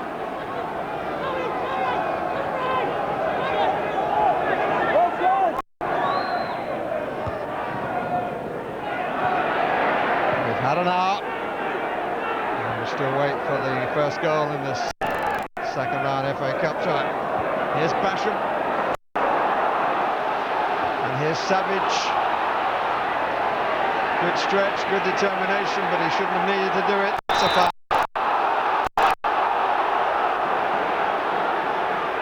Well, he's very combative. You can't certainly criticise Savage for his lack of effort. He really goes forward. It's just a heavy touch. Means he has to go in for the 50-50, then he tries to get it back from Hewlett. Just a little nudge in the back. He gives everything.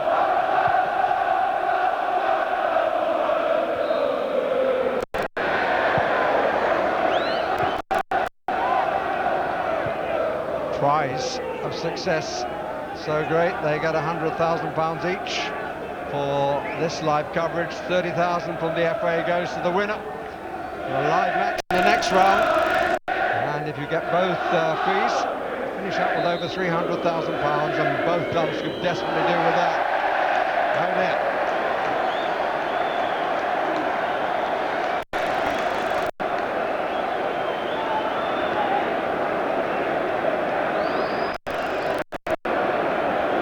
That's terrible. There's quite a few actually slipped. I don't know. I can't believe they're playing in rubber moulded. Sometimes they have these little wedge studs which don't seem to hold their foot in as good as really the longer studs. So at the moment, a few slipping around, and that was a waste, wasn't it? Sabat. Don't think Mr. King is too impressed at the moment. Definitely a sloppy period, giving possession away and get home fans cheering, and yeah, they're just try and not get defeat, which would help. It's a year ago that he was given his second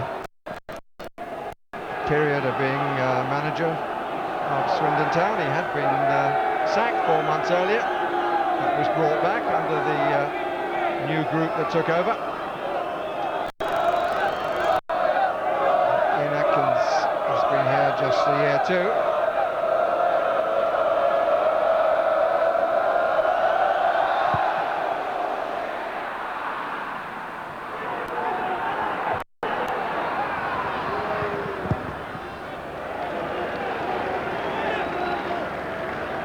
Worked really hard as Dave Waterman.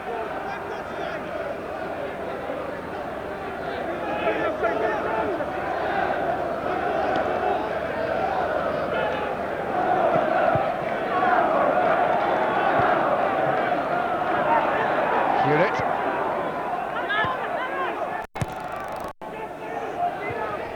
Saban chasing.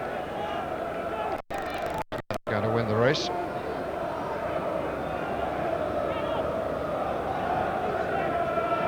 What referees have forgotten about the 6-second law with goalkeepers win the ball. Basham. Let down by his own lack of control.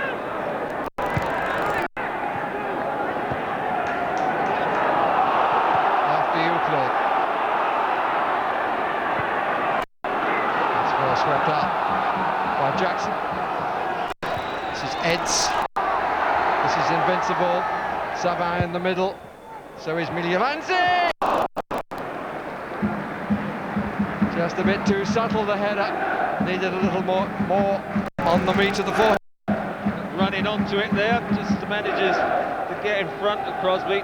Just didn't quite get target. Look, just glances it off too much across the face of the goal, and again, I think that was a good opportunity. He did everything right, got in front of the man, just doesn't get it on target, but good crossing game.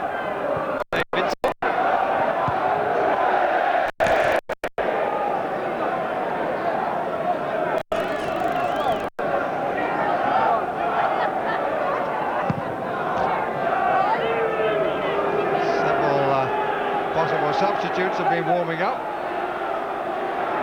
But now the manager yet intends on bringing one on. Niven. And Basham! Did he get the touch? Finally, I think he did. Oxford United lead. He was all alone in the 6-yard box as the ball was nodded forward for McNiven's throw in. Jefferson Louis and Basham, oh, just barely, but good enough.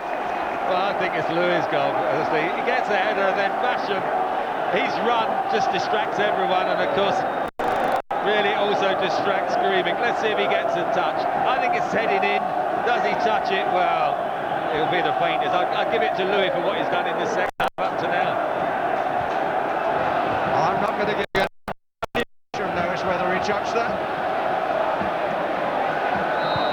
But Oxford United lead by a goal to nil. That is not in doubt. The goal came in the 65th minute, and the goal has been credited to Louis. Well, the stadium announcer just gave it to Basham, so we can definitely argue that. We'll find out afterwards. Useful. Needs an early reply for Swindon. They might get it. They still might get it. Goodness me, they were outnumbering Oxford then 4-2 on the 6-yard line, and they still couldn't get the ball home. That was amazing. I think it was Matty Hayward in the end ended up at his feet. I mean, we're going to have a crack in now. 25 minutes. Swindon have to go for a break, but they could get caught on the counter-attack. Here's Louis.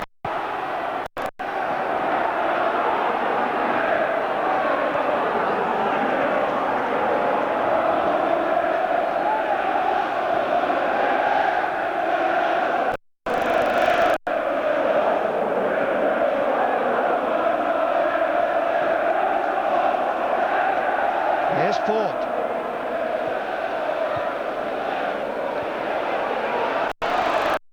Robinson.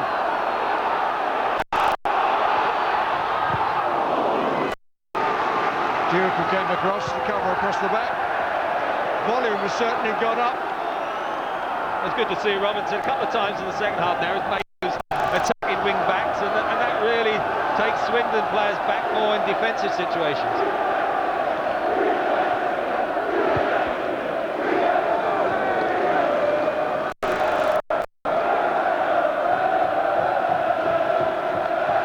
A set-piece goal, McNiven's very good long throw, and Jefferson Louis got up between two, got the better of Bound, and whether Basham touched it or not, I don't know, but the goalkeeper was looking at Basham and not following the ball, because he was well beaten, was Grimmick.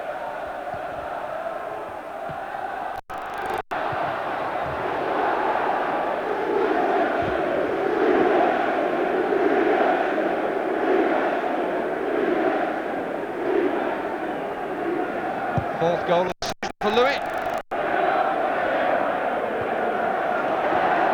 Basham. McNiven. Made a difference. He's been able to get forward, and Robinson a few times. McNiven shot. Again, perfectly comfortable coming inside and using his left. Well, at the moment it's Oxford with the confidence of going ahead and pushing forward the second rather than Swindon. Other than that little chance soon afterwards, be knocked out of their stride. Somebody just needs to start putting their foot on the ball again in that midfield area.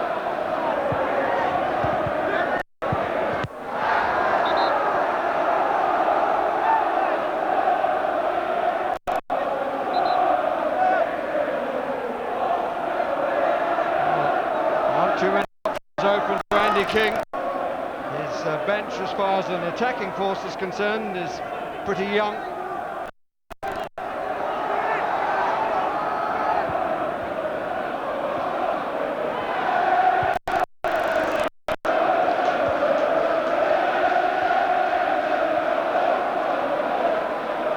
Parkin. Eds. Needs help from behind. Hewlett. Lindsay trying to get on the end of it. It's good determination by Hewlett. And the ball head too.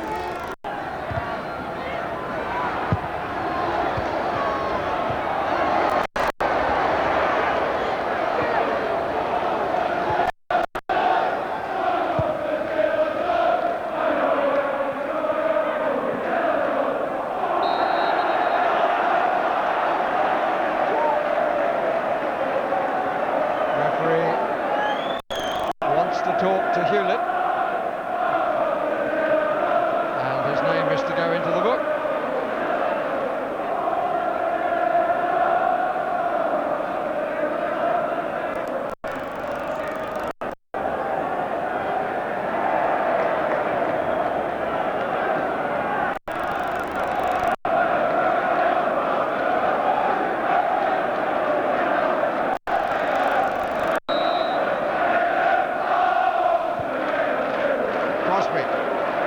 Jefferson Louis underneath it again. McNiven.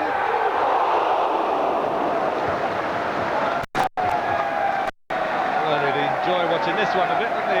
Probably preferred it was just crept inside the angle of the goal.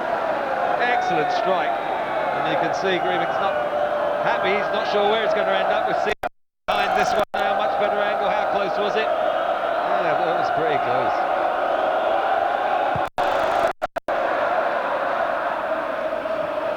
Scotland at under 21 level. McNiven,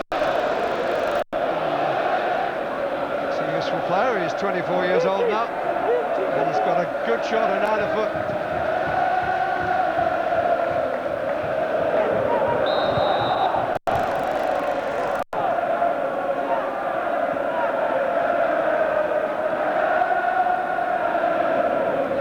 Crosby, number 2 to Andy King, came to the line then and turned away, and a gesture of not quite a fair but of disappointment with that verdict. The free kick is to Oxford.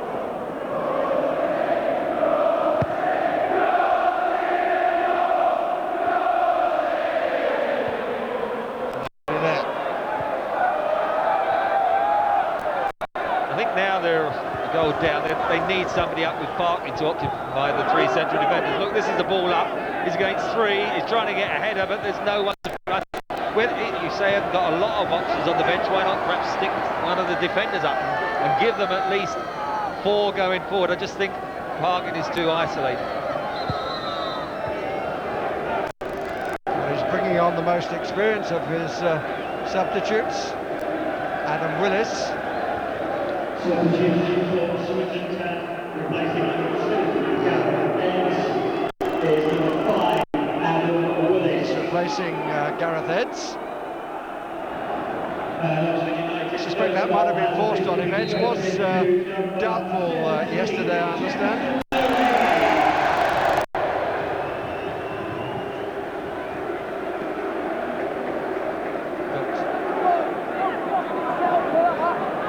He's gone over on that right hand, so it looks as if they might just be going 3 at the back and just pushing the 2 fullbacks. Perhaps sort of Duke, the left back, now could push into midfield, and certainly the number 11 I think go over on the right hand side now. David Duke, he's gone changed sides in fact.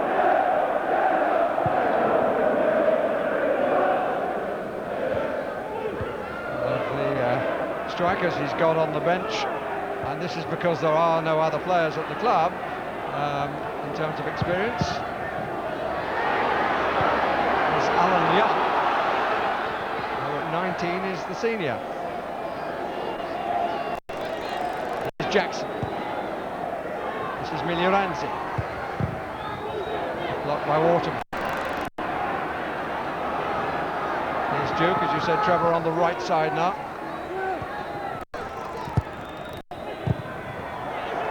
By Hunt, good stretch by Miliranzi.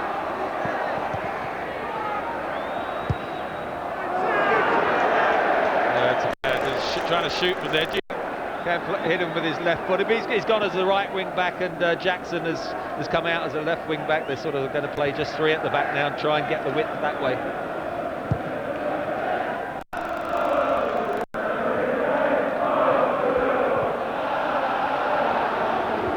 unnecessarily hasty by Reeves. This is Savage.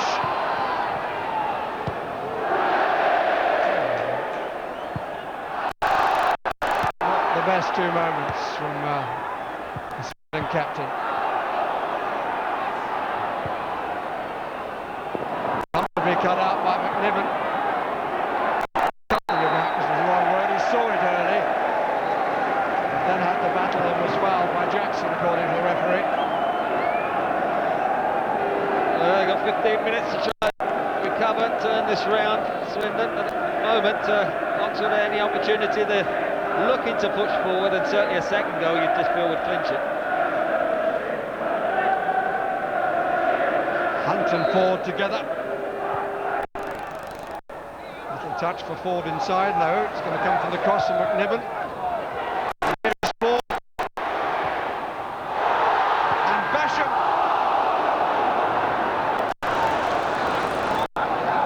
A clear chance, but a mistake by Ford initially. Played the ball too far in front of himself, and then Basham made, well, total inaccuracy, something of an art form.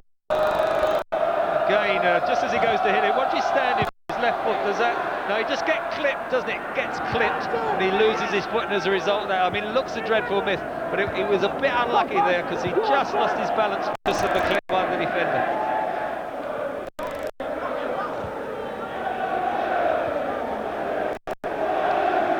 Just in case you think, sure, the rookie has just got into the spirit of Christmas, I should tell you, he's always a generous.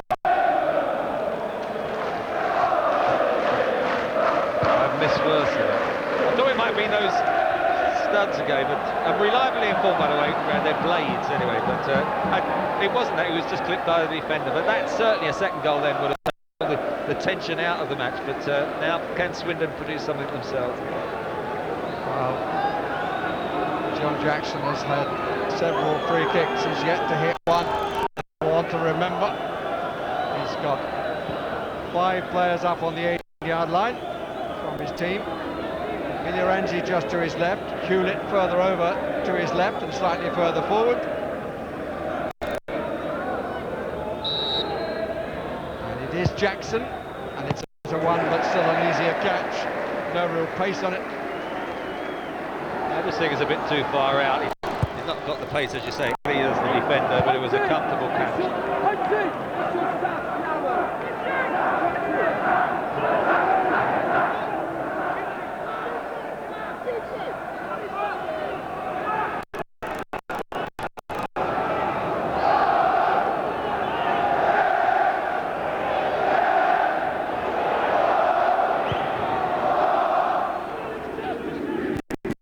Bounds header, away by Hunt. Jackson.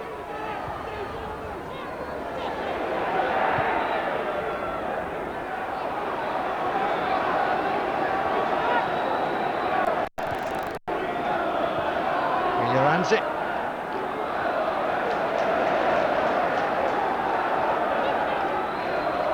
It's available, but they've got to go back to find him. Every man back on the ball now for Oxford United.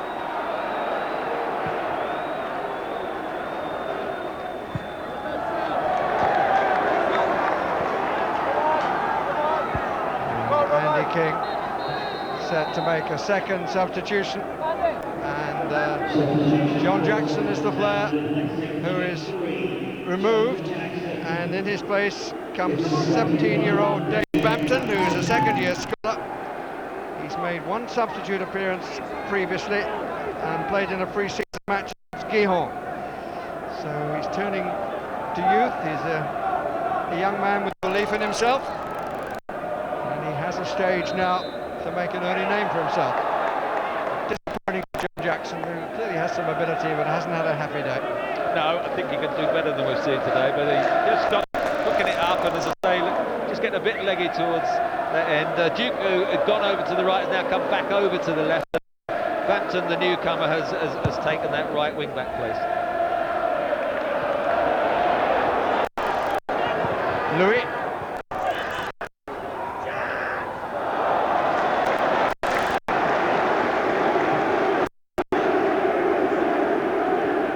He's been a handful in the second half.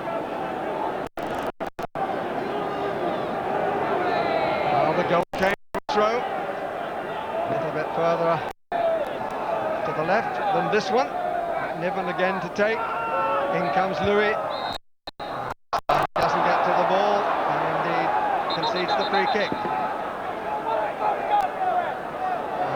referee wants to talk to Jefferson Louis. The referee saw more there than we could see. I saw nothing.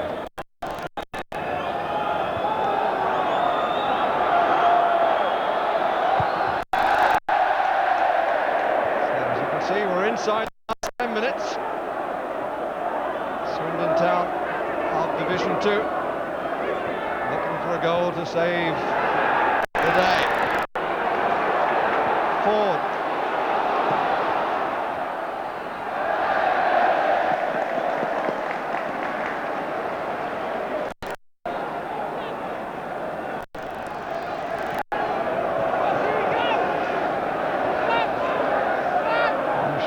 Carson in the director's box will be desperately trying to ride them home on the rails.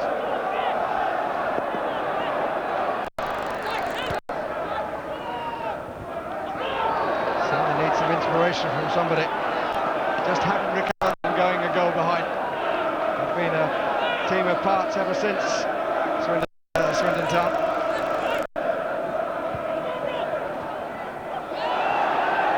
Bampton. To bound, challenged by Invincible.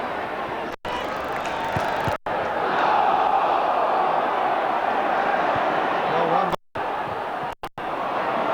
nicked by Miglioranzi, and a slip by the new boy.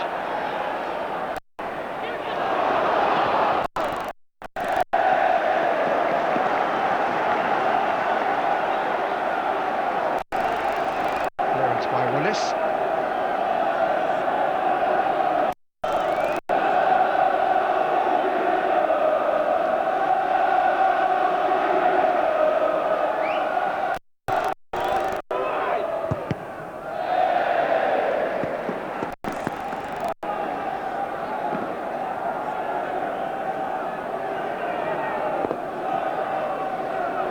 Have it, but with whom?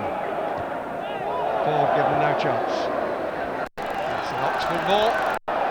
Invincible disappointed.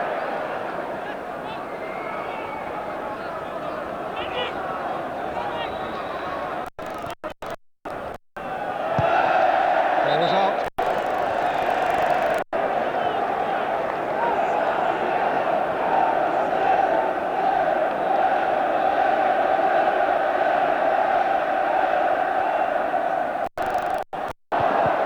In the middle, again they can't get the ball across, and still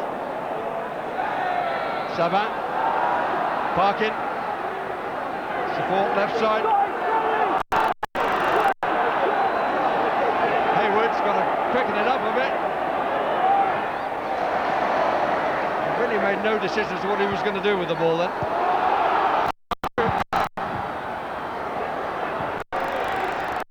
Bampton. Only to Reeves. Miglioranzi.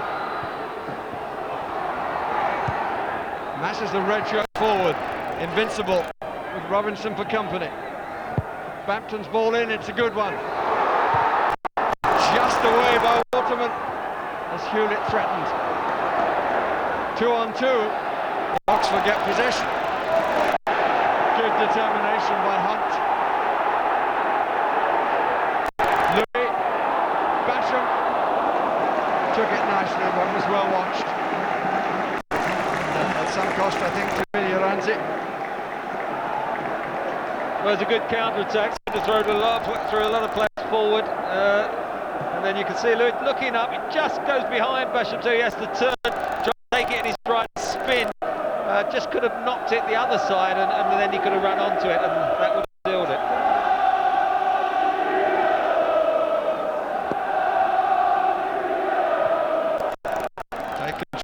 Niven.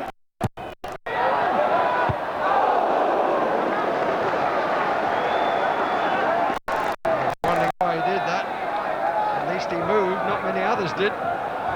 Terrific cross. Just nobody just quite getting on the end of it, and understandably Oxford not putting everyone forward because they're got this goal to hang on to.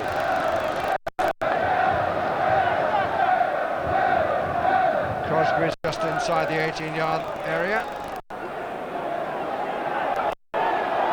Into the last 5 minutes. Well, that hit the hand the other way around. The crowd behind the goal are furious because they felt that Hayward cleared that with his hand. It definitely is. And he was putting his hand up to appeal for a free kick. Well, there he goes up and he's going round him. Look, he said, don't I get a free kick for that? He just whacked it against him. Another teenager to be brought on. It's the last resort. This is Alan Young. And he's coming on in praise of the Frenchman Eric Sabin, who started well but faded. I think that's a good sum. In that second half, he got a bit missing, Sabin.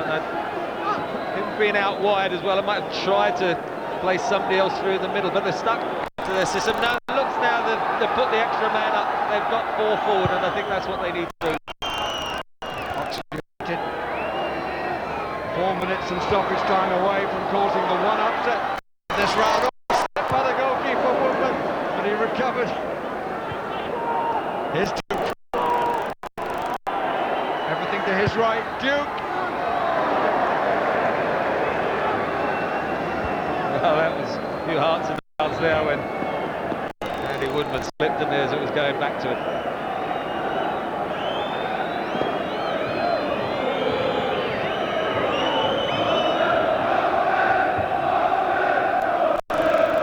Oxford United to bring on Dean Whitehead, and the goalkeeper stopped at X.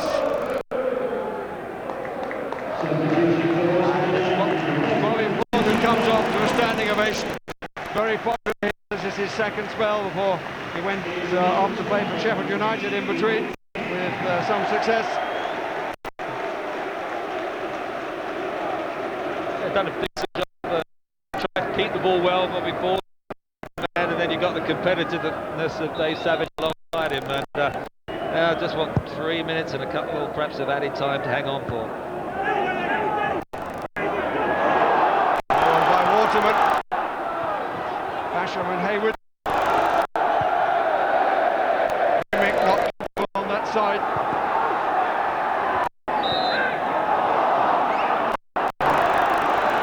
Very silly free kick to concede by McNiven, the man who made the one goal with the help making. It was Louis who did the hard part.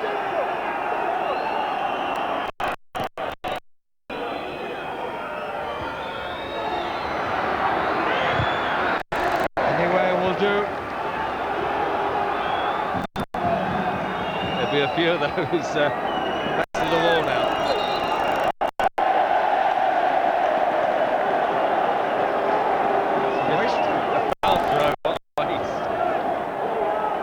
Just trying to drop it down at the feet of Duke and get it back, and didn't take it at his head and sit to the right. Look, just a little flick.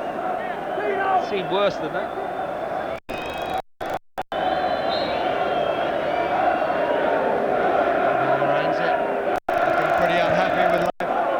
Two went to take Louis,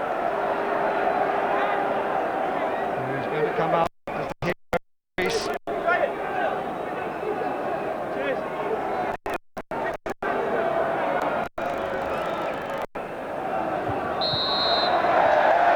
Push by Hayward, and he's for his reaction to the awarding of the free kick.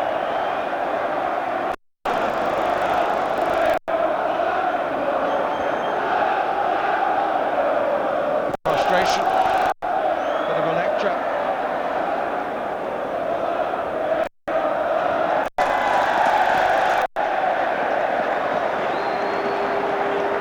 Swindon in no hurry to take the free kick, and the kick brought forward 10 yards because of the protest.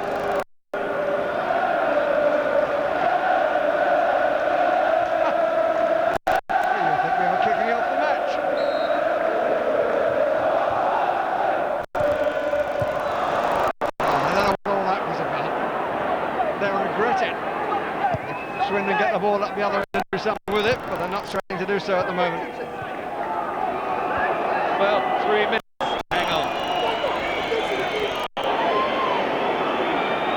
So another 3 minutes for Swindon to find a reprieve, for Oxford to hang on and beat close rivals geographically and every other way. Now Jefferson Louis being booked for holding back Hayward.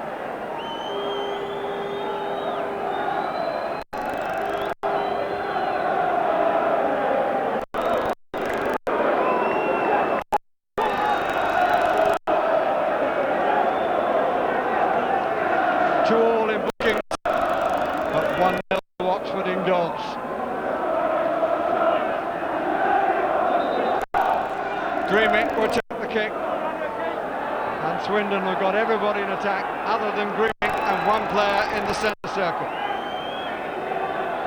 There'll be a bit more stoppage time in the stoppage time.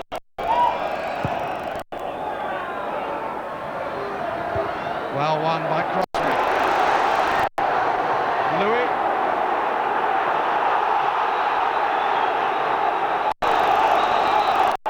And the referee, I think, will book Bampton as well. Oh, that's tough on the youngster. Surely the referee saw that the man slipped, and that's why he was late on the challenge.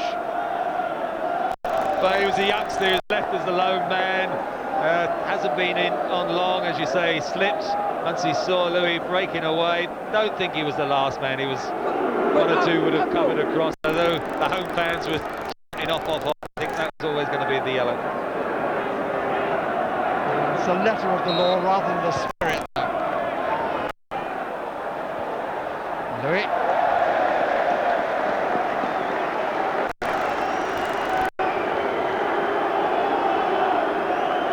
And Oxford are going to make a last moment substitution just to slow things down a little bit.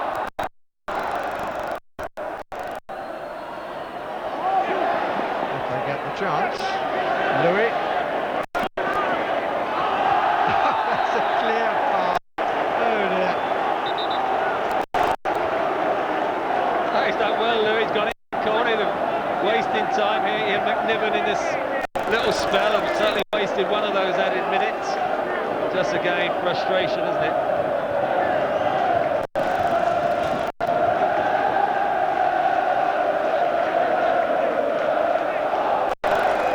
A little bit of a knock then, Louis. I don't think it's anything too serious. Well, they're going to try this game again. The steward wants to watch, but can't. It's an Oxford throw. Poor Louis was holding his shin, and Dean Whitehead shoved him into the corner and said, go and go, take it in the corner and get kicked again. Swindon throw. 94th minute of the match, but there'll be a bit more than the 3 minutes of time. That's obviously already. And here comes the Oxford substitute. This is going to be one of the shortest debuts on record, I would think. Abdul Sal comes on for Steve Basham. Abdul Sal, who's on the Minster. Steve Basham gone to the bench to try and claim the goal probably, but I think second half Oxford have done much better and deserved, and there's the celebrations. And the substitute didn't have a chance to touch the ball, but at least he got on the pitch on what will be a big day in the history of Oxford United. They've beaten their close rivals by the 1 goal off the head of Jefferson Louis from the throw-in by McNiven and the dummy run by Basham, which played a part in it, although we feel that Basham didn't touch it. Louis is the scorer of the goal. Swindon will look back on their early, almost dominance of the match in terms of possession and realise that at the end of 94 and a bit minutes, the say? No, it was a good performance, I thought, second half by Oxford.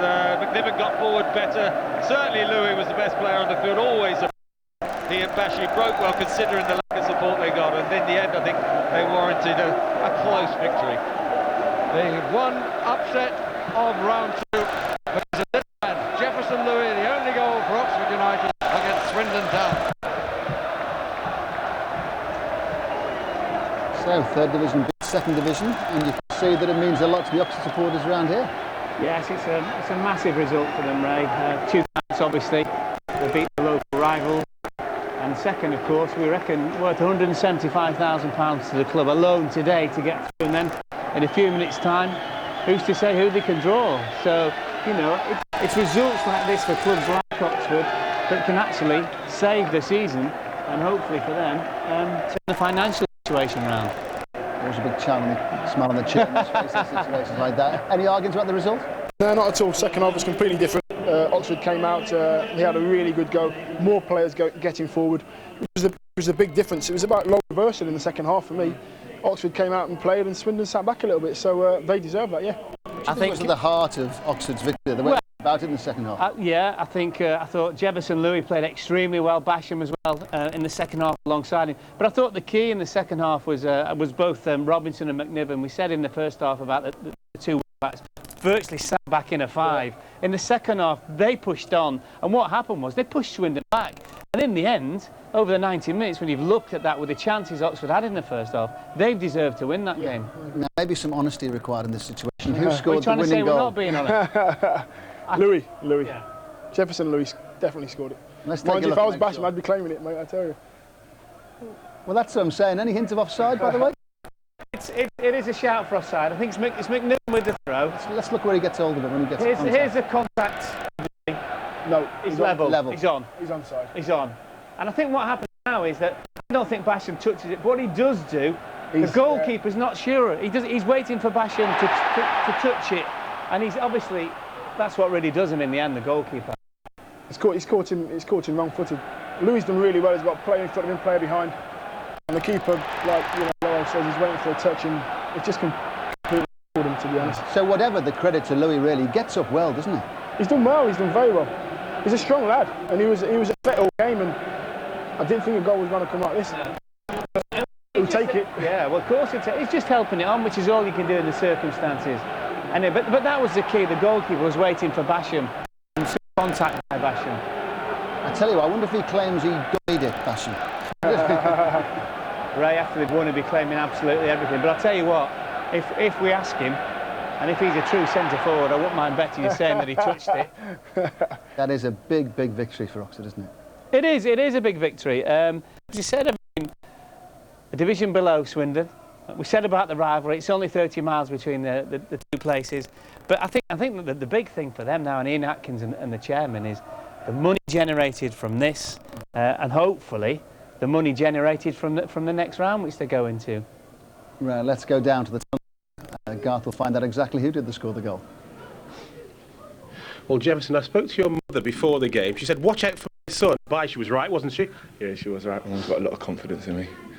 You played the game throughout the 90 minutes with great purpose. Was that your plan? Yeah, it was. Just to give it 100% and see what goes from there. Now, the goal, clear this up for us, it was your goal, wasn't it? Of course it was. Because the guy next door to you here, were you trying to clear it at one stage, Steve? Oh, you've got to as a striker, haven't you? No. I mean, Jeff's had a tremendous flick on again, and I just tried to get on the end of it, but just unfortunately couldn't touch it myself, but put the keeper off, I think, for it to go in the far corner. Now, you can look forward to the third round. It's taking place in a few minutes. Who do you fancy? Come on. Anyone? Not really bothered. Really just get it on. You're that confident? Yeah, I mean, obviously one of the big boys in the Premier League would be tremendous for us, tremendous for the fans. You know, the club. That's what I think we want here. Home draw would be good. We'll take you in a few moments. Well played. Thank you. Thank you very much. Thanks, guys. They're going to enjoy that celebration this afternoon and the draw and the whole day, aren't they? We bet. I'm sending Dion down to have a word with Steve Basham. He's far too honest, isn't he? He's got to claim it. Oh yeah, most definitely. Right, could they have had a penalty, by the way? Could Oxford have had a penalty? Yeah, they could have done. It was, I think it was Hewlett, who looked to handball it. And to me, yes, I thought it was a great chance for a penalty for them. I mean, they've done well. Look, they've done well on the flanks all day, Oxford. We'll say in the second half, Oxford. Yeah. It's a great ball in again. It bounces about off there. They don't know where it is. There's no way that ball can go back unless he uses his arm. And again, the keeper's picks it up with possibly a back pass as well. Has Hewler got a case of a bit of a nudge in the back? No, slight case. It's McNiven's ball in. Again, it's Louis, star performer, causing all sorts of problems. He wasn't fouled in. You know, Hewler ends up running back towards his own goal. I think Savage, just a slight nudge, Ray. That's handball for me. Absolutely handball. So no doubt about that. And that was, I think, 0-0 as well, wasn't it? So it would have been even better for Oxford, but I think it's a penalty. The way Oxford started in the first half and sat back, and you're saying they're playing too deep, then they started to get forward, then they get to half-time, and then they'd seem a little bit more self-belief in the second half, and they had other chances as well, which they might have nicked other goals. Yeah, well, they changed their game, to be honest, and I don't know what Ian said to them, but they didn't sit back. They got forward, and they've done very well. We've got a Swindon clip here, which is, I think it might be a cross to the far post here. Yeah, great cross in the box, another great cross, and again he should have done better, should have hit the target, but he's got on the end of it. He's got on the end of it very well. That was actually Danny Invincible, I think, for Swindon, wasn't it? But it looked like it was Danny Invincible to me, anyway. It was. It was Danny. I could have sworn he had a red shirt on. He did. I think the key was that. And I don't know whether Ian Atkins planned it this way, but said first 45 minutes they sat in, and he was thinking whether, you know, one thing you don't want to do at half-time against a team behind of it, you don't want to go in a goal behind. So he's probably gone in at half-time, said, look, so far, so good. You made a few chances. As the game goes on, let's start to push people forward. Let's start to get in wide positions. If you can create the chances, you know, he obviously fancied his team to win. And in fairness to him, his game plan worked absolutely 100%. Let's take a look at those two other Oxford chances. Are you sure they're at the Oxford chances? Are you sure? You tell me. All right. Where are they? Yeah. I think this is the McNiven shot. The ball gets played in, well, say, just over the halfway line. And again, it's Louis, isn't it? Yeah, Louis causing the problems, and he comes onto it. One of those you know you're going to hit sweetly, very, very sweetly. It was undoubtedly the best strike of the game, probably just sort of 6 inches wide. Great technique as well, everything about it. Kept it nice and low at first. I think if that's on target, Ray, I don't think Grimink gets anywhere near it. Yeah, fantastic strike. You can see by the ball it just goes straight. Another chance for Basham here, and this was a good chance, wasn't it? I think he's, to be honest, when he gets his chance, I think he may have been slightly tugged back, to be honest. Another good ball in. Ricochet there to the edge of the box. I think he's completely missed his shot, but he might get a tug back there, which makes him lean back. It is a good chance, though. He's got his must score there. He's only 8 yards out. I think at the very least, he just got to hit the target. A little fortuitous the way the ball comes to him. He reacts very, very well. Nice couple of early touches. I think a little bit stronger, as well, and he scored. But there was contact on him, certainly. Mark, just a quick word about Swindon, because they will be feeling desperate in their dressing room. I thought they had a chance to win the game in the first half. I think in the second half, I didn't think they competed particularly well. Never really looked scoring. If they'd have taken chances in the first half when they had all of the ball, then I don't think they could have complained. Right, the draw coming up very shortly, but the other cup tie play today is between Harrogate Railway and Bristol City. There's the goals from the game. Commentary, Simon Blitzen. Tinian will take it. Danby there to clear. Tony Butler, the big central defender, stayed up for Bristol City for this one on the edge of the penalty area. Burnell, real hustle there. Peacock gets away from his man. Yes! Christian Roberts is there. Did that go in off Phil Walker? I think it may well have done.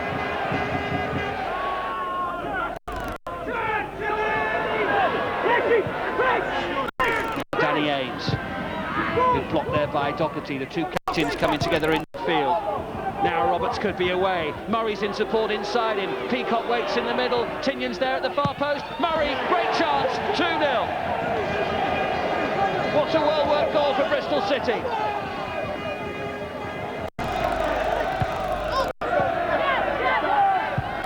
Smith playing the ball forward in the general direction of Davey. He's underneath it. Phillips is backpedaling, and there is still hope for Harrogate Railway. Roberts still chasing, away from Ed Neal. Surely it's going to be 3-1, and it is. With the last kick of the match, Bristol City confirm their place in the third round of the FA Cup. Bristol City do. Just before we head over to Soho Square for the draw for the third round of the FA Cup. Interested parties all around the country, not least here. I've got some numbers for you. Dion, Aston Villa are number 2, okay. And Mark, Preston are number 30. As long as we don't get Aston Villa, they clobbered us 5-0 in the Worthington in the week. Thank you very much. Speaking to him. A few other numbers you might want to hear about. There they are. There's all the big teams, and there is the 3 non-league sides. Those numbers coming out very shortly. And so to Soho Square, and the Football Association's Director of Communications, Paul Newman, will conduct all the proceedings.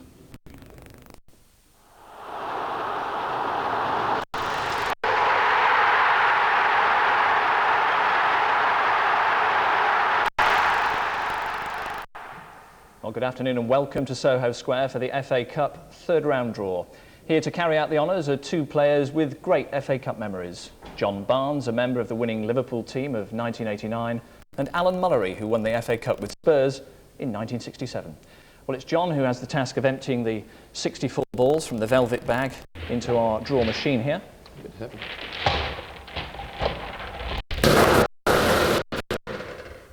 It's John who will draw the home teams and Alan the away. Number 20. That's Leicester City. We'll play number 47. Bristol City. Number 62. Scunthorpe United or Carlisle United. We'll play number 19. Leeds United. Number 16. We'll play number 34. Sheffield Wednesday. Number 10.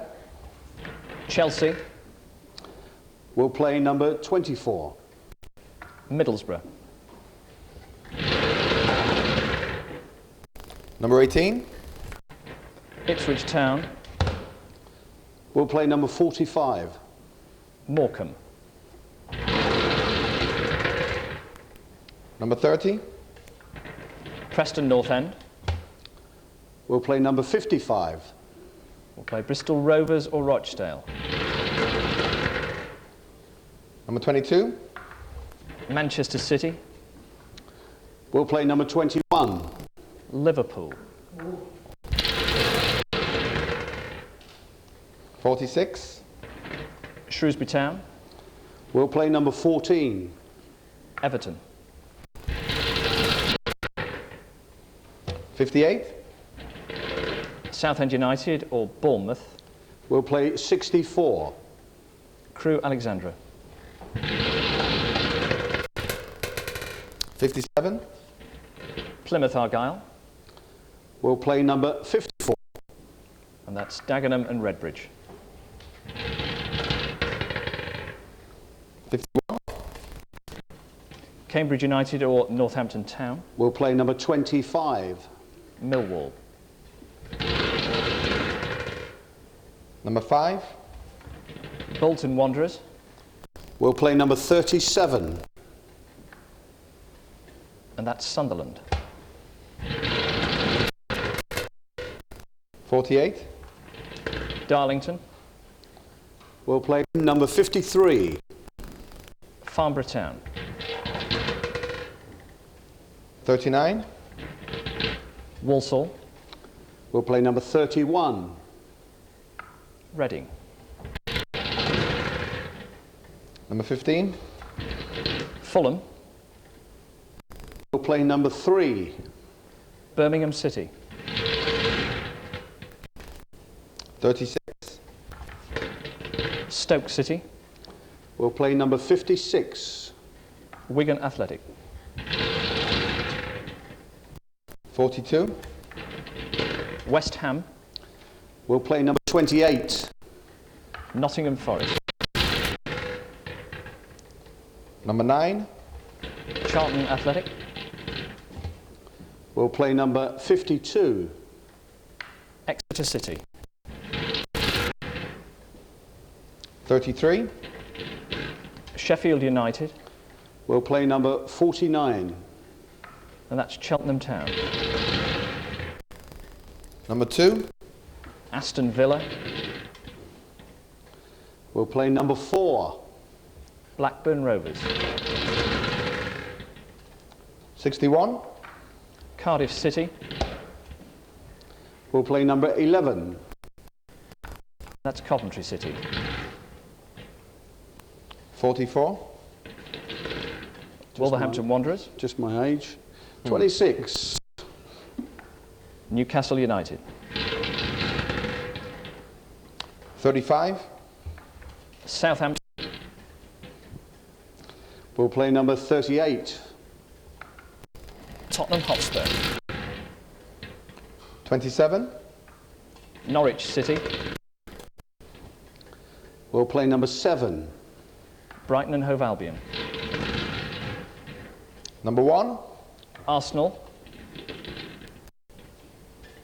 We'll play number 59.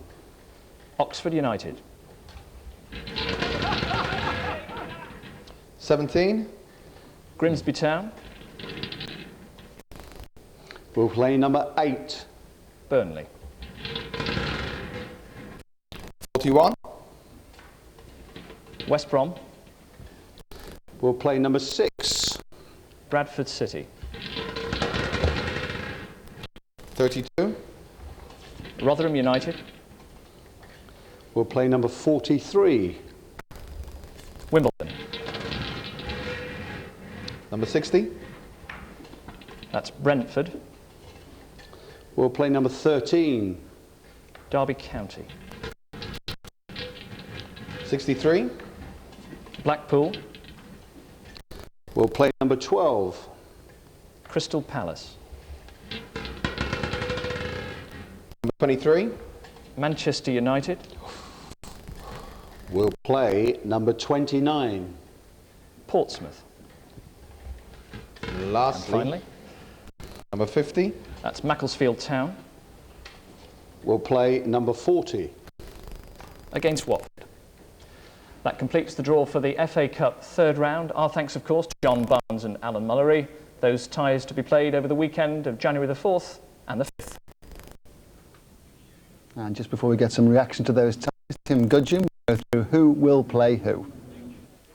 And starting in the FA Cup third round this time, Leicester City against Bristol City, Scunthorpe or Carlisle against Leeds United, Gillingham play Sheffield Wednesday, it's Chelsea against Middlesbrough, Ipswich Town meet Morecambe, Preston North End against Bristol Rovers or Rochdale, Manchester City against Liverpool, Shrewsbury Town play Everton, Southend or Bournemouth meet Crewe Alexandra, Plymouth Argyle play Dagenham and Redbridge, Cambridge United or Northampton meet Millwall. And continuing the draw, Bolton Wanderers are against Sunderland, Darlington meet Farnborough Town, also play Reading, Fulham play Birmingham City, Stoke City meet Wigan Athletic, it's West Ham United against Nottingham Forest, Charlton Athletic and Exeter City, Sheffield United against Cheltenham Town, Aston Villa play Blackburn Rovers, Cardiff City play Coventry City, Wolverhampton Wanderers meet Newcastle. And continuing the draw, Southampton play Tottenham Hotspur, Bridge City play Brighton and Hove Albion, Arsenal meet Oxford United, it's Grimsby Town against Burnley, West Bromwich Albion against Bradford City, Rotherham United against Wimbledon, Brentford against Derby County, Blackpool play Crystal Palace, Manchester United are against Portsmouth, and Macclesfield Town against Watford. And these matches, as we heard, are to be played over the weekend of January the 4th and 5th. And Third Division Oxford United are quite happy with that draw going to Highbury just early in the new year. Let's get the reaction of their manager Ian Atkins with Garth. Ian, before we talk about the draw, let's talk about your team's performance today. Was that what you expected? Well, it was solid. I mean, we had the problem where sometimes there was 3 against 5 at the back and we got 2 spare men. But I knew the capabilities, the pace of Sabine and Invincible.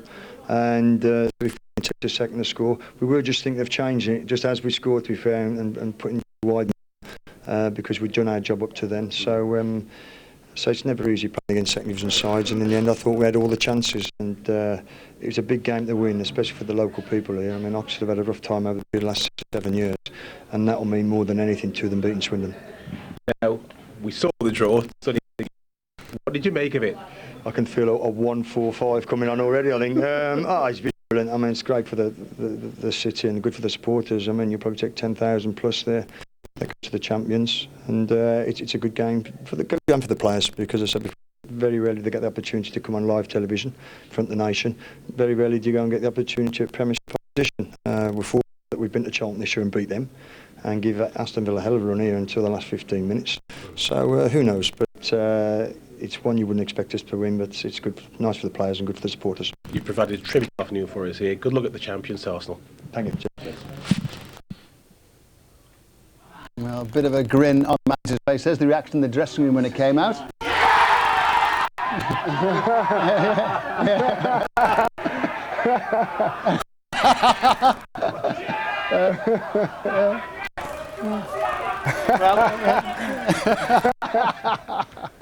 Those pictures weren't all they were cracked up.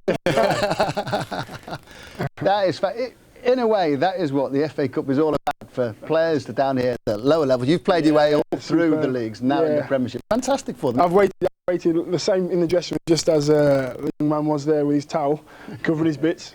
I've waited a bigger towel. I need a towel. He's waited about, and he's found out that he's got Arsenal. It's like it's amazing for him. You know, going to Arsenal, playing at Highbury is going to be fantastic. And I played there with Cambridge, so I know what the feeling's going to be like, the atmosphere. You go there, you think, well, we've got nothing to lose. Let's have a good go and have a good day, and that's what they'll do. Blackburn at home for Villa, wasn't it? Yeah, that's going to be a difficult tie for us, but again, it's at home, so that gives us the slight edge of the day. Just got past you, Mark. Who did Preston get? Home to Bristol Rovers or Rochdale, so they'll take that. I think the thing as well today is we saw with the fact of they've got the money today. Oxford, fantastic amount of money they can earn from the next game against Arsenal. That may keep them going. We said a year, 8 months. So that's why you get those reactions. Well, for Third Division Oxford to go to Highbury, it's absolutely fantastic. For Conference Club Morecambe to go to Portman Road and play Ipswich will also be a fantastic tie for them. The two sides actually met the year before last as well in the third round of the Cup. Let's go to Morecambe's ground now. Manager Jim Harvey is there, who's done so well with the club over the past few years. Jim, what do you think about the draw for you? Fantastic, I would imagine. Yeah, I think it's a good draw. I think we met them a couple of years ago with a tremendous experience. And looking forward to this one. I think there's a much improved side now, and Ipswich have slipped down a little bit, so we've got every chance. We're looking really forward to this one. Jim, there's a young man behind you who thinks you're going to win by 3-2 already, so there's a lot of confidence in the Morecambe area, obviously. Yes, I didn't quite catch that one, Ray, but with a super game yesterday and a great result, and I'll just say again, we're looking forward to this game at Ipswich. Jim, just finally before we say good afternoon to you, obviously it's a great chance for glory for your players, but the financial element of it too can't be underestimated. Help the club build get even bigger than you are. Yeah, very much so. I think today for all clubs it's important financially that you can have a little bit of success in the Cup, and it's going to help us in our development when we want to eventually achieve Football League status ourselves. But yeah, hopefully we can secure some TV rights to this game. I think it's going to be a classic, and if that being the case, then that'll help us get to the Football League, which, you know, is what we're after. Jim, thanks for joining us this afternoon. All the best to you in the third round. Now, off we go now to Television 10, head of tonight's Sports Personality of the Year. Gary Lineker was watching the draw there, and I think Leicester got Bristol City, Gary, was it? First out the, what was it, hat, sack, bowl, whatever it is nowadays. Yeah, first at home to Bristol City, so we'll settle for that. You might be a director by then, or have a more of an input into the way the club is run, is that right? Well, we hope so, Ray, because someone has to save the club from existence. Let's hope they're in the FA Cup come January, but we've a way to go yet. We've got a few towards our target, but we could do with some more if there's any wealthy people out there want to help. But yes, it's vital that that Leicester can be in existence, and that's what we're trying to do. Right, tell us about tonight. How many awards are getting handed out tonight? What's the script going to be? Well, there's a good handful. There's the Coach of the Year. There's 7 in all. Obviously the big ones are Sports Personality of the Year. There's the Overseas. There's the Young Sports Personality of the Year. There's the Team Award. You can't expect me to remember any more than that, Ray. Crikey. Football fans will be delighted that George Best is going to honoured. Where does George Best stand for you in the way the game has developed over the century? Well, there's no doubt that George Best is one of the greatest footballers that's ever lived anywhere in the world, and it'll be fabulous to see him, and hopefully in fit and well here tonight to accept a well-merited award. George has been one of the great talents and one of the great stars and characters in football. All right, what time does it all get underway tonight, Gary? 8 o'clock. Don't be late, Ray. Promise we won't. See you later. Cheers. Thanks for joining. Now, back to the draw. Any other ties that you managed to pick out there? Well, I just feel, I know we spoke to Jim Harvey at Morecambe, I just felt a little bit sorry for the non-league teams, because they all three of them got away ties, didn't they? Morecambe, Dagenham and Farnborough all having to play away, and I'm sure they'll be delighted in one respect, but if they'd been at home, it would have been great for them. But I think, the old Premiership games, Manchester City versus Liverpool, obviously Kevin Keegan against his former team, which would arguably be the tie of the round, and slightly different would be Kevin Ratcliffe's Shrewsbury against Everton, his old team. Yeah, I think there's 7-0. I think Premier League ties. It's going to be fantastic actually. Come the games of that. But I'm pleased for Morecambe. Very, very pleased for Morecambe. Got a big club like Ipswich, and again they can make a few quid as well. Just shows it as well. There weren't many shocks yesterday, but you just absolutely never know, and that is one of the things that makes the cup so unpredictable and what we all like about it. Well, there's no doubt about it, and some of the low league teams have been pitted against each other. So from their point of view, they've got dreams, they've got aspirations. They're thinking, if only we can get through the next round, and then obviously, you can pull the big one. Just the other ties as well, which would be quite interesting, would be Harry Redknapp taking his Portsmouth team to Manchester United, because I was there when he took West Ham there in the FA Cup, and Di Canio scored the goal, when Bartes tried to cheek him out of it. So that'd be a good tie for Portsmouth as well, going extremely well, and a good way for them of measuring themselves against Premiership teams. But I think Blackburn are a cert to win at Villa Park. Make of that one. That's rubbish. Honours. Yes, again. Give us an honest. Honest opinion, we're going to beat them. All right. Hey, there you go. Oh, hang on. Calm down. Yeah, thanks for coming this afternoon. Thanks. That is it. Time to go. And the special award for achievement on a Sunday lunchtime in an FA Cup match goes to Oxford United from the Kassam Stadium. Goodbye. Okay, problems? Come on.